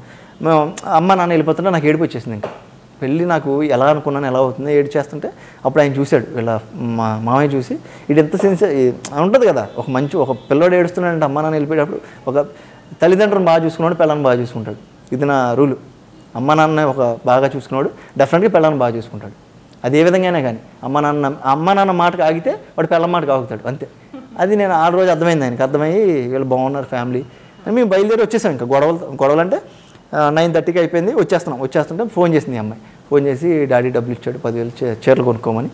అమ్మాయి పర్లేదు కొంచెం హ్యాపీ అంటే డబ్బులు ఇచ్చాడు, ఏమన్నా అన్నాడు అసలు పెళ్లి చేయను అన్నాడు, డబ్బులు ఇచ్చాడు హ్యాపీ. అయిన తర్వాత వచ్చేసాం. వచ్చిన తర్వాత హైదరాబాద్ వచ్చేసి కట్ చేస్తాం. మళ్ళీ 3వ రోజు 4వ రోజు కొంచెం హ్యాపీగా ఉన్నాడు. పెళ్లి జరిగింది, యానంలో పెళ్లి చేసుకున్నాం. పెళ్ళి అయిపోయిన తర్వాత 3వ రోజు నేను అప్పగింతలప్పుడు యాక్చువల్గా వాళ్ళు 3వ రోజు చికెన్ తినరు. నాకు ఫోన్ చేశాడు ఆయన, ఏమయ్యా మీరు చికెన్ తింటారా అంటే కోపమే ఇంకా ఎక్కడో, ఏంటవి నువ్వు చికెన్ తింటారా మీరు ఎంతమంది పెట్టాలి ఇలా మాట్లాడుతున్నాడు. సరే మన వాళ్ళు బాగోదు కదా చికెన్ తిన్నా, వాళ్ళు తింటారు 16 రోజులు పండుగ ఉంటుందంట. మాకు వాళ్ళకి కృష్ణ అటు ఇది కదా, మాకు ఆంధ్ర కదా. అయిన తర్వాత సరే మా కోసం పెట్టేశారు. పెట్టిన తర్వాత కట్ చేస్తే 3-4 డేస్ మళ్ళీ అప్పగింతలు ఉంటాయి. అప్పగింతలప్పుడు నాతో పలకట్లా, డైరెక్ట్ మా అక్కకి చెప్తున్నాడు, మా అక్కకే చెప్తున్నారు అన్ని అప్పగింతలు. నాకు మాట్లాడలే. అబ్బా నేను తప్పు చేశాను, రేపొద్దున అమ్మ నేను నాకు ఫ్యామిలీలో లేకపోతే నేను అట్లా మిస్ అయిపోతాను కదా, అమ్మ నాన్న వీళ్ళు కూడా రేపొద్దు నేను చూసుకోవాలి కదా, బాగా నన్ను ఇలా హర్ట్ చేసుకున్నారంటే ఇట్లా బాధపడుతున్న టైంలో ఒక సందర్భంలో అయిపోయింది. ఈవెంట్ అయిపోయిన తర్వాత మామయ్య గారింటికి వెళ్ళాను. పెళ్లి జరుగుతుంది ఎవరితో అంటే కొంచెం పాజిటివ్, పెళ్లి జరుగుతుంది. అక్కడికి వెళ్ళాను. వెళ్ళిన తర్వాత జనం అందరూ వచ్చేసారు మీదకి. సెలబ్రిటీ వరుదిని పని మంచి ఫామ్లో ఉంది అప్పుడు. వచ్చేసి మీదకి వచ్చేస్తే మా మామయ్య గారు మాల్లుడు ఉంటుంది కదా లోపల, ఎక్కడో ఆయన ఉంది, బట్ ఎక్కడో చిన్న భయం అనమాట. తర్వాత ఇంకా ఆయనతో ఒక ట్రావెలింగ్, ఆయనతో మీ ఇద్దరు పర్సనల్గా కొంచెం బయటికి వెళ్ళినప్పుడు మాట్లాడుకోవటం. ఆ తర్వాత క్లోజ్ బాగా. ఏదైనా ఫోన్ ఉంటే నాకు ఫోన్ చేస్తారు మా మామయ్య. ఇప్పుడు బాగా ఇష్టం ఇప్పటికి.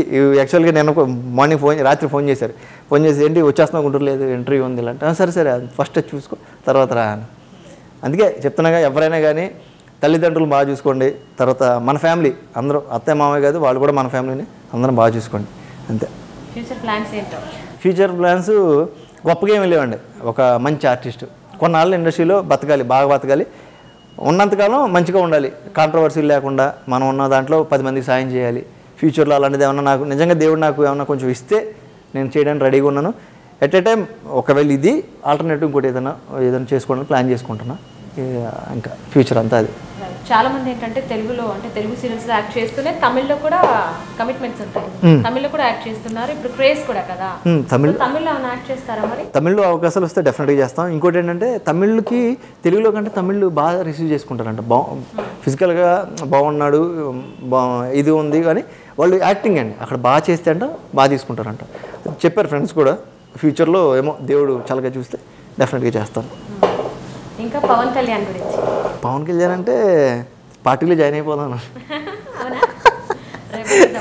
రెబలిజం అంటే లేదండి, ఇప్పుడు నేను చెప్పినట్లు కొన్ని మీరు అడాప్ట్ చేసుకుంటే పవన్ కళ్యాణ్ గారు చేసిన పనులు నేను టీవీలో చూసినప్పుడు నాకే ఇప్పుడు వెళ్ళిపోయాను. ఆయన ఆఫీసు నాకు సరిగ్గా తెలియదు, బట్ ఎక్కడో ఒకసారి కనుక్కొని వెళ్ళిపోయి ఆఫీస్ ముందు కూర్చొని ఆయనతో ఆయన ఖాళీ దండం పెట్టి ఒకసారి వచ్చేస్తే చాలు అనిపిస్తుంది. ఎందుకంటే నేను విన్నా ఆయన గురించి కొన్ని మంచి పనులు చేసిన విన్నా. అంటే లొకేషన్లు ఎలా ఉంటారు అందరితో న్యూట్రల్గా, టీ కప్పులు అందరికి ఇచ్చినప్పుడు అంట నాకు ఆయనతో సమానంగా ప్లాస్టిక్ కప్పులు ఇవ్వండి అంటాడంట. పెద్ద కప్పు పట్టుకొస్తారు హీరోలకి, చిన్న కప్పులు ఉంటాయి వర్కర్స్. సింప్లిసిటీ, అందరితో కలిసి భోజనం చేస్తారంట. మీకు ఎన్ని కర్రీస్ వచ్చినాయి, మాకు ఎన్ని కర్రీస్ వచ్చినాయి, మీ వీళ్ళకి ఎందుకు ఇవ్వలేదు వీళ్ళకి అంటే నాకు అనిపించింది ఎవరన్నా చచ్చిపోయేటప్పుడు మహా అయితే 6 అడుగులు పోయా, నేను చచ్చిపోతాను, వాళ్ళు అందరూ చచ్చిపోతాం, 6 అడుగులు పోయా. నేను టీవీలో ఎవరన్నా చచ్చిపోయినప్పుడు లైవ్ వస్తుంది అనుకో, ఆ రోజు అనిపిస్తుంది ఈ జీవితం ఎంత కష్టపడుతున్నాను, అమ్మనాంత ఉంటే సరిపోదు కదా. అమ్మనాంత ఉండాలి. ఎప్పుడు మనం ఏదైనా ఒక మంచి పని చేసి 10 మందికి సాయం చేసి అమ్మనాంత దగ్గరికి వెళ్తే వాళ్ళు హ్యాపీగా ఉంటారు. దానికోసం స్ట్రగుల్ అవుతున్నా. ఆ 10 మందికి సాయం చేసే రోజు రావాలి, దేవుడు ఇస్తాడని కోరుకుంటున్నాను డెఫినెట్గా. ఇంకోటి ఏంటంటే ఫ్యూచర్లో మంచి పనులు చేయడానికి ట్రై చేస్తాను మ్యాక్సిమం. నేను చెప్పాను కదా, ఇప్పుడు కూడా జనరల్లోనే ట్రైన్స్లో నేను జనరల్లోనే వెళ్ళిపోతాను సరదాగా. నాకేంటంటే ఈ సెలబ్రిటీ అనేది ఒక హోదా కదండి, నేను ఒక వృత్తిని ఎంచుకున్నాను. అది నాకు దేవుడు చల్లగా చూసి ఇచ్చాడు. దాన్ని నేను గొప్పగా ఏం ఫీల్ అవ్వట్లేదు. ఎందుకంటే నేను చేసుకునే వృత్తి ఏంటంటే టీవీలో కనిపించడం, నాకు డబ్బులు ఇస్తున్నారు. అట్ ఏ టైం నా బయట పనులు చేసుకుంటాను అంతే. దానికోసం మీరు ఖర్చులు కట్టేసుకుని బయట తిరగచ్చు. ఎప్పుడు ఏదైనా ప్రాబ్లం అనుకుంటే తిరగచ్చు. నీ సెలబ్రిటీలో కాలు మీద కాలు వేసుకుని ఏమైనా వస్తే షేక్ అంటే వెళ్ళి బయటికి వెళ్ళు, ఈ కాదు.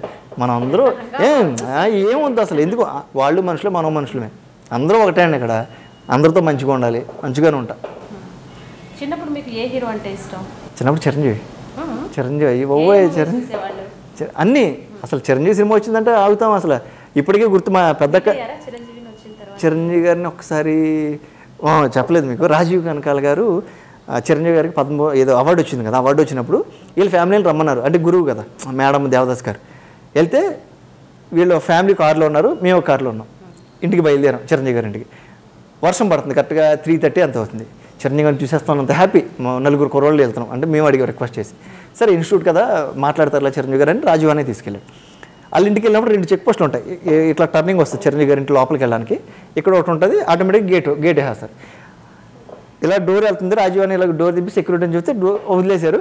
మేము డోర్ దింపి వెళ్ళేలోపు వర్షం వచ్చింది, అది గేట్ వేస్తాడు.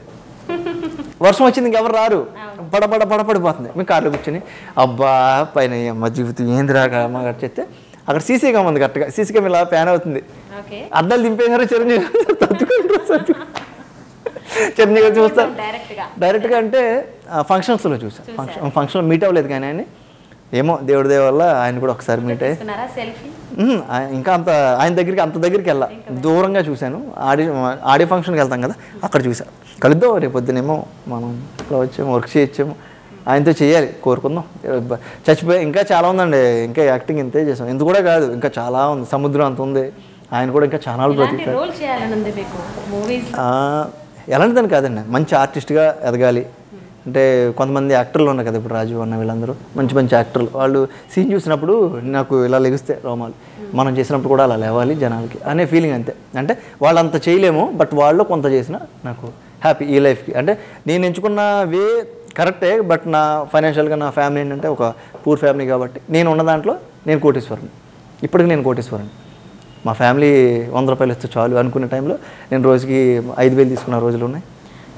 స్టార్టింగ్లో ఒక్కసారి స్క్రీన్లో ఇట్లా కనిపించి వెళ్ళిపోతే చాలు అన్న థాట్ నుంచి ఇప్పటికీ అది అనిపిస్తుంది నిజంగా. ఇప్పుడు అప్పటికే బాగా అప్పుడు ఏంటంటే నేను అడిగింది కూడా ఆయన డీడేట్లో అడిగా. డీడేట్లో సీరియల్ చేస్తారు ఆయన అప్పట్లో చేసేవారు, ఇప్పుడు మానేశారు. ఆ డీడేట్లో సీరియల్ కోసం సార్ మాస్టర్ గారు దాంట్లో 10 మందిలో ఒక బోర్డు పట్టుకుని విప్లవం స్టూడెంట్స్ ఉంటారు కదా, అందులో ఒకటిగా నిలబెట్టండి ఏదో పిచ్చి. అప్పుడు వచ్చిన తర్వాత ఇది ఇంకా ఇంకా ఇంకా. కానీ నాకు ఏమనిపించింది అంటే ఇండస్ట్రీకి వచ్చిన తర్వాత ఫేమ్ రావడం ఒక ఎత్తు, ఫేమ్ దాన్ని కాపాడుకోవడం చాలా కష్టం. ఫేమ్ వచ్చింది 10%, దాన్ని కాపాడుకోవడానికి 100% మనం ఫైట్ చేయాలి. ఇప్పుడు దాన్ని ఆ ఫైటింగ్లోనే మనం ఉన్నాం. ఫైట్ చేస్తా డెఫినెట్గా కొంచెం గ్యాప్ వస్తుంది, ప్రతి ఆర్టిస్ట్కి కొంచెం కొంచెం గ్యాప్ వస్తుంది. ఆ గ్యాప్ని ఫిల్ చేసుకుంటూ ఆల్టర్నేటివ్గా మళ్ళీ మూవ్ అయిపోతాం. ఫ్యూచర్ పేరెంట్స్కి హ్యాట్స్ ఆఫ్ చెప్పాలి, ఎందుకంటే సపోర్ట్ చేశారు. ఇమిడియట్‌గా మీకు మంచి గైడెన్స్ కూడా దొరికింది. గైడెన్స్ అంటే అమ్మా నాన్న నమ్ముకుని, అమ్మా నాన్న చెప్పిన మాట విని, అంటే వాళ్ళు చెప్తారు ప్రతి మాట వినాలని కాదు, అంటే కొంతమంది వినరు, అంటే నన్ను ఇదిగాను ప్రతి మాట వినాలి, బట్ ఎందుకు చెప్తున్నారో అర్థం చేసుకోవాలి. అమ్మ నాన్న అర్థం చేసుకుంటే లైఫ్లో పైకి వెళ్తాం. నాకు చెప్తున్నాగా, అమ్మ నాన్న మీకు జీవితాంతం నా ఫ్యామిలీ మొత్తం నేను చచ్చిపోయే వరకు నేను బాగా చూసుకుంటాను, బట్ నా చేతుల్లో ఉన్నంత వరకు మిమ్మల్ని నేను వదులుకోను. నా సాయశక్తిలో నేను చెప్తున్నాగా, ఒకవేళ మీకు ఏదైనా ఒక ప్రాబ్లం వస్తే దానికి ముందు నన్ను నేను తీసేసుకుని మీకు సాక్రిఫైస్ చేయడానికి కూడా రెడీగా ఉన్నా. ఎందుకంటే నాకు మా నాన్న డబ్బులు ఏమి ఇవ్వాల, మా డాడీ, మా అమ్మ కూడా నాకు ఏం డబ్బులు ఇవ్వాల, కానీ ఒక రూపం ఇచ్చారు. నా కొడక 2 చేతులు 2 కాళ్ళు ఇచ్చారు, అది కూడా ఏ లోపం లేకుండా ఇచ్చారు. కాబట్టి నేను కోటీశ్వరుని, నాకు ఈ కోట్లు చాలు. చాలామందికి అవి కూడా లేవు. ఒక మంచి మనసు ఇచ్చారు. మా బాబు అయితే కష్టపడు, ఎవరిని మోసం చేయకు, కష్టపడు, కరెక్ట్ వేలేళ్ళు, ఇదే చెప్పారు నాన్న.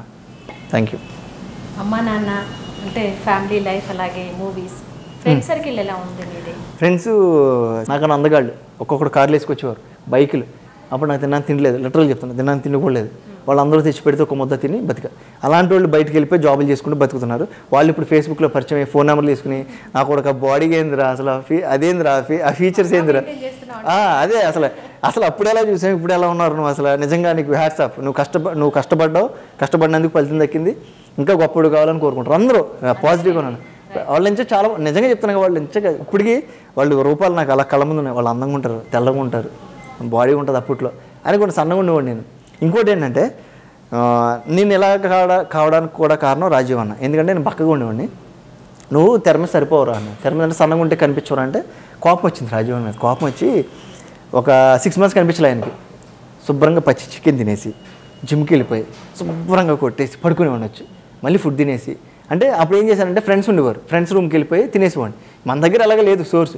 సరే వెళ్ళిపోయిన తర్వాత ఒక 6 months తర్వాత వస్తే ఆయన చూసి, ఏంది ఇట్లా అయిపోయాను అన్నాడు. అదే అన్న మీరు చెప్పారు కదా మరి కనిపించాలని, మరి పెంచుకొచ్చానన్నా ఏంటన్న. అప్పుడు ఆయన ఇంప్రెస్ అయ్యాడు. ఇప్పుడు 8 years తర్వాత వీళ్ళ కసి ఉంది, ఫైర్ ఉంది, అప్పుడు మనల్ని నమ్మి కొంచెం సపోర్ట్ చేసి. అదే ఇండస్ట్రీలో హార్డ్ వర్క్ ఉండాలి, ఓర్పు ఉండాలండి. ఇండస్ట్రీలో ఓర్పు లేకపోతే ఏది అవ్వదు. ఫస్ట్లో నేను డిప్రెస్ అయ్యేవాడిని బాగా, ఏదైనా వేషం వచ్చిపోతే ఏడ్ చేసేవాడిని బాగా. బట్ తర్వాత అర్థమైంది లైఫ్ ఇది కాదు, ఒక్కొక్కటి వచ్చింది వదిలేసుకో, పోయినా కూడా ఇంకోటి ఉంది, దేవుడు నీకు ఇంకోటి ఇస్తాడు, వచ్చినప్పుడు నిలబెట్టుకో. నీ క్యారెక్టర్ కానీ, నువ్వు మంచితనం కానీ, పెర్ఫార్మెన్స్ కానీ, ఇదంతా నమ్మి ఇంకా ముందుకెళ్తున్నాం బండి అట్లా. వైఫ్ ఏం చేస్తున్నారండి? వైఫ్ ఇప్పుడు MSc చదివిస్తున్నాను, MSc చదువుకుంటుంది. MSc అయిపోయాక ఇంకా ఆలోచించాలి. ఇప్పుడు బాబు 1 year బాబు, మొన్నే బర్త్డే అయింది. ఆయన చూసుకుని ఇప్పుడు మీరు అన్నారు కదా నువ్వు లైఫ్లో ఇంకా ఏం సాధించాలనుకున్నావు, వాడు గొప్పగా చదివించుకోవాలి ఆ పిల్లోడిని. వాడు నా అదృష్టం. ఇప్పుడు వాడు నాకు పుట్టడం అంటే, వాడు పుట్టాక నాకు కొంచెం బాగుంది, బట్ వాడిని బాగా చూసుకోవాలి. మీరు ఫాదర్ అయ్యారు, ఒకప్పుడు మీకు ఫాదర్ని చంపేయాలి అన్న కసి ఉండేది, అంటే ఏం తెలియదు కాబట్టి మీకు. అది చెప్తున్నా కదా, నాన్న అంటే అనిపిస్తుంది మీరు ఫాదర్ అయ్యారు. మా నాన్న నా కొడుకు. ఇప్పుడు మా నాన్న నా కొడుకు, మా నాన్న లిటరల్గా నా కొడుకు రేపు పొద్దున ఆయన నేను ఇప్పటికీ ఆయన ఏంటంటే పని చేయొద్దు నాన్న నేను ఉన్నంతలో నేను సంపాదిస్తానంటే ఆయన ఏమంటాడు నువ్వు కష్టపడు నేను ఇస్తా డబ్బులు నీకు ఇంకా ఆయన కూలి పని చేస్తారు పాపం ఇప్పటికీ ఆయన కోరిక ఏంటంటే టీవీఎస్ ఎక్సెల్ కొనుక్కోవాలని కోరుకుంది పాపం మా అమ్మ ఏమంటే వద్దు అంటుంది ఎందుకంటే పాపం డబ్బులు లేవు కదా ఇప్పుడున్న దాంట్లో వద్దు పాపం ఆయనకి ఇప్పుడు 55-60 వచ్చేసినాయి ఆయన సైకిల్ దొక్కుతారు మొక్కలు నొప్పులు వస్తాయి నా కోరిక ఏంటంటే ఫస్ట్ ఆయనకి నేను కొంచెం ఏదైనా కొంచెం ముందుకెళ్ళి ఒక బండి ఇవ్వాలని నా కోరిక అది ఆయనకి చెప్పకుండా చేయాలని చూస్తాను ట్రై చేస్తాను అప్పు చేశానే ఇద్దాం డెఫినెట్గా ఇస్తాను ఊళ్ళోనే ఉంటారు యానంలోనే ఉంటారు 2 months 3 monthsకి ఒకసారి వెళ్తుంటాను యానం వెళ్ళినప్పుడల్లా వాళ్ళతో స్పెండ్ చేస్తా వాళ్ళు అదే తీసుకొచ్చేద్దాం అనుకుంటున్నాను హైదరాబాద్ కానీ వాళ్ళు వస్తే ఇక్కడ ఉండలేరు వాళ్ళు అంత పల్లెటూరు ఇది కదా అందుకని ఇంకా ఆలోచిస్తున్నా ఇంకోటి ఏంటంటే అమ్మా నాన్న విలువ ఎప్పుడు తెలిసిందంటే నాకు బాగా ఈ ఫుడ్ పెట్టడం అంటే ఒక కొడుకుని ఎలా చూసుకోవాలో తెలియదు నా వైఫ్ డెలివరీ టైంలో నేను 3 days హాస్పిటల్లో ఉన్నాను 3 days కూడా అక్కడ పడుతున్న లేడీస్ వాళ్ళ డెలివరీ లేబర్ రూమ్ దగ్గర వాళ్ళ అరుపులు విన్న తర్వాత నా లైఫ్ మొత్తం మారిపోయింది ఎందుకంటే ఒక అమ్మాయిని అనకూడదు ఒక వేరే దృష్టితో చూస్తాం కొంతమంది ఐ మీన్ అంటే కొంత అందంగా ఉందని చూస్తారు కొంతమంది బాగాలేదు అట్లా ఉంటారు కానీ ఒక ఆడదాన్ని చూస్తే తల్లి గుర్తు వస్తుంది ఇప్పుడు నాకు ఎందుకంటే వాళ్ళ పడుతున్న యాతన డెలివరీ టైంలో నిజంగా నా అమ్మ ఎంత పడిందా నా అమ్మకి నేను ఏదో ఒకటి చేయాలి మా అమ్మకి డెఫినెట్గా చేయాలి ఎందుకంటే అసలు పుట్టేటప్పుడు ఆ పిల్లోడి కోసం వాళ్ళు పడ్డ 2 గంటలు అండి అసలు నేను ఎంత ఇంచుమించు నేను ఒక 3 daysలో ఒక 30-40 మంది లేడీస్ని చూశాను వాళ్ళ పాదాలకి మొక్కాలి లేడీస్ అందరికీ వాళ్ళ పాదాలకి దండం పెట్టి ప్రతి ఒక్కడు తల్లి కానీ కూతురు కానీ కొడుకు కానీ వాళ్ళ కన్నీళ్ళతో కడగాలని తల్లిని తండ్రి బాధ్యత ఏంటంటే పోషిస్తాడు అది వేరే బాధ్యత తల్లిని కనేటప్పుడు ఒక పెయిన్ ఉంటుంది చూసారా ఆ పెయిన్ అసలు సూపర్ అసలు రియలైజ్ కాదు అమ్మ అంటే అప్పటిదాకా అనిపించేది అంటే నేను అమ్మ చూస్తుంది అంతే నాన్న పోషిస్తాడు కొడుకుని కాదు అమ్మ ఎందుకు చూస్తుంది అంటే పడ్డ కష్టం ఒక పిల్లోడికి ఏదైనా నాకు యాక్సిడెంట్ అయింది మన రీసెంట్గా చేస్తుంది ఫోన్ చేసి చేసింది లిటరల్గా చేసింది లేదు గుంటూరు వెళ్ళినప్పుడు చిన్న పెళ్లి ఫంక్షన్లో ఉన్నప్పుడు అనుకోకుండా బండి జస్ట్ అనుకోకుండా జరిగింది యాక్చువల్గా ఆ రోజు కూడా చచ్చిపోలేను ఆ బండి వెనక కొద్దిగానే నేను ముందుకు పడిపోయి బండి పక్కకి వెళ్ళిపోయింది బస్ స్టాండ్ సెంటర్లో గుంటూరులో వెనక నుంచి ఏమి బస్సులు వస్తే ఆ రోజు అవుట్ ఆ రోజు అమ్మ చెల్లిసి వచ్చేసింది అమ్మ చూడటానికి వచ్చింది గుంటూరు వచ్చి ఈ కొంచెం ఏలు కొంచెం ఇదైంది ఫ్రాక్చర్ అయింది పర్లా ఇప్పుడు ఓకే నో ప్రాబ్లం చెప్తున్నా అమ్మ ప్రేమ ఎలాంటిదంటే ఫోన్ చెప్పొద్దంటే మా జ్యోతి ఫోన్ చేసి వైఫ్ ఆ వీక్ చిన్న దెబ్బ తగిలింది ఏం లేదు దెబ్బ తగిలిందంటే చిన్న దెబ్బ అంటే చాలుగా అమ్మకి అప్పుడు అనిపించింది నా కొడుకు ఏదైనా చిన్న కింద పడిపోతుంటే నాకే అలా పట్టేసుకుంటా అలాంటిది అమ్మ ఎంత ఫీల్ అయిందని అప్పుడు అనిపించింది నిజంగా గ్రేట్ అబ్బా అమ్మ నాన్న చెప్తున్నా నా జీవితంలో నాకున్న దేవుళ్ళు నా కళ్ళ ముందు ఉన్న దేవుళ్ళు వీళ్ళే అయితే స్టార్టింగ్లో మీకు సపోర్ట్ చేసిన అక్క ఇప్పుడు వీళ్ళందరూ ఒకే చోట ఉంటారు మా పెద్ద అక్క వీళ్ళందరూ ఒకే చోట ఉంటారు ఇప్పుడు కూడా ఏదైనా ఇంటికి వెళ్ళినప్పుడు అమ్మ ఏదైనా ఇదైనప్పుడు నేను ఏదైనా చిన్న ఫీలింగ్ అనిపిస్తే అక్క ఫోన్ చేస్తారు అమ్మాయిలు చెప్పుద్ది ఇలా ఇది కొంచెం ఇబ్బంది పడుతున్నాడు వీడంటే అక్క ఫోన్ చేస్తుంది ఎలా ప్రాబ్లం ఏంటి ఎట్లా మాట్లాడుతుంది పాపం రోజు తను నవ్వించడానికి ట్రై చేస్తుంది నన్ను అంటే మధ్యలోంచి బయటకు వచ్చేసి బయటికి వెళ్ళిపో తిరుగు బయట లేకపోతే గుంటూరు వచ్చే పిల్లడితో ఆడుకో తను బాగా అసలు ఫుల్ సపోర్ట్ మా పెద్దక్క అయితే ఇద్దరు అసలు నా ఫ్యామిలీ చెప్తాను కానీ నా ఫ్యామిలీ నాకు పెద్ద గుడి వాళ్ళే దేవుళ్ళు వాళ్ళు నాకు చాలు బట్ ఇండస్ట్రీలో అయితే ఇక్కడ వీళ్ళ దేవుళ్ళు నాకు అక్కడ వాళ్ళ దేవుళ్ళు డిగ్రీ అయిపోయిన తర్వాత ఇంకా నేను సినిమా ఫీల్డ్కి వచ్చేసాను యానం నుంచి వచ్చిన తర్వాత ఇంకా అంతే దేవదాస్ గారు నన్ను చూసుకోవటం అంతా లైఫ్ అంతా అట్లా వెనక్కి తిరిగి చూసుకుంటే నేనేనా వచ్చింది ఆ రోజు నేనేనా ఇప్పుడు ఉన్నది అనిపిస్తుంది బట్ ఫైనల్లీ రీచ్ అయ్యాం యానం వెళ్ళినప్పుడు అందరూ ఇంటికి వస్తారు చూడటానికి ఇంటికి వచ్చి పలానా ఇదంట కదా పలానా అబ్బాయి అంటే మీ అబ్బాయి అంటే నేను ఫస్ట్ ట్రై చేసిందంటే నేను టీవీలో చూసుకోవడానికి ఎట్ ఏ టైం నా సరదా తీరిపోయిందంటే నేను నేను హ్యాపీగా ఫీల్ అయిన తర్వాత మా అమ్మ నాన్న నన్ను టీవీలో చూసినప్పుడు వాళ్ళు వచ్చి చెప్తారు కదండి పక్కన వాళ్ళ కళ్ళలో ఆనందం చూడడానికి బాగా ఇష్టపడతారు ఎందుకంటే వాళ్ళ కోసమే ఇదంతా చేసేది మీ అబ్బాయి బాగా చేశాడు రాత్రి బాగుందా సీన్ అంటే వాళ్ళు హ్యాపీగా ఫోన్ చేసి చెప్తారు బాగుందంట సీన్ ఎట్లా అప్పుడు ఇంకా హ్యాపీ ఏంటి నేను ఎంత పొందానో దాంట్లో 100% ఇంకా అమ్మా నాన్న చెప్తే ఇంకా హ్యాపీగా ఫీల్ అవుతుంది ఇంకా ఏం చేయాలని అమ్మా నాన్నకు సంబంధించి ఫ్యూచర్లో అమ్మా నాన్న కోసం చాలా చేయాలి బట్ ఉన్న పరిస్థితులు నాకు ఇంకా కొంచెం అంటే ఫైనాన్షియల్గా ఇంకా స్ట్రగుల్ ఉంది కాబట్టి ఇంకా సెటిల్ అయిపోతే డెఫినెట్గా ఇంకా వాళ్ళ తర్వాతే నాకు చెప్పా కదా వైఫ్ కూడా వాళ్ళ తర్వాత నేను ముందు అమ్మ నాన్న తర్వాత సెటిల్ అయిపోతే అమ్మ నాన్న ఫస్ట్ కారు ఎక్కించుకు తిప్పాలి అంతేనా? ఒక కార్లో ఫస్ట్ కార్ ఎక్కి చెప్పాలి, ఒక మంచి ఇల్లు కట్టేసి వాళ్ళని అలా పెట్టుకుంటే చాలు. వాళ్ళు ఏం లేదండి, వాళ్ళు ఉన్న తర్వాత ఇప్పుడు ఒక కొడుకుని ఎందుకు అంటారంటే ఒక 60 ఏళ్ళ తర్వాత నన్ను చూసుకుంటాడని ఒక బాధ్యత. అంటే ఇప్పుడు మేము ఇంట్లో కూర్చుంటే సపోజ్ మన వయసు సహకరించదు కాబట్టి నన్ను ఒకరు చూసుకుంటారని ఒక భరోసా వీళ్ళు కొడుకు అనేవాడు. బట్ ఆ భరోసాకి నేను రీచ్ అవుతానా లేదా అనేది కొంచెం భయం వేస్తుంది అంటే ఉన్న పరిస్థితిలో.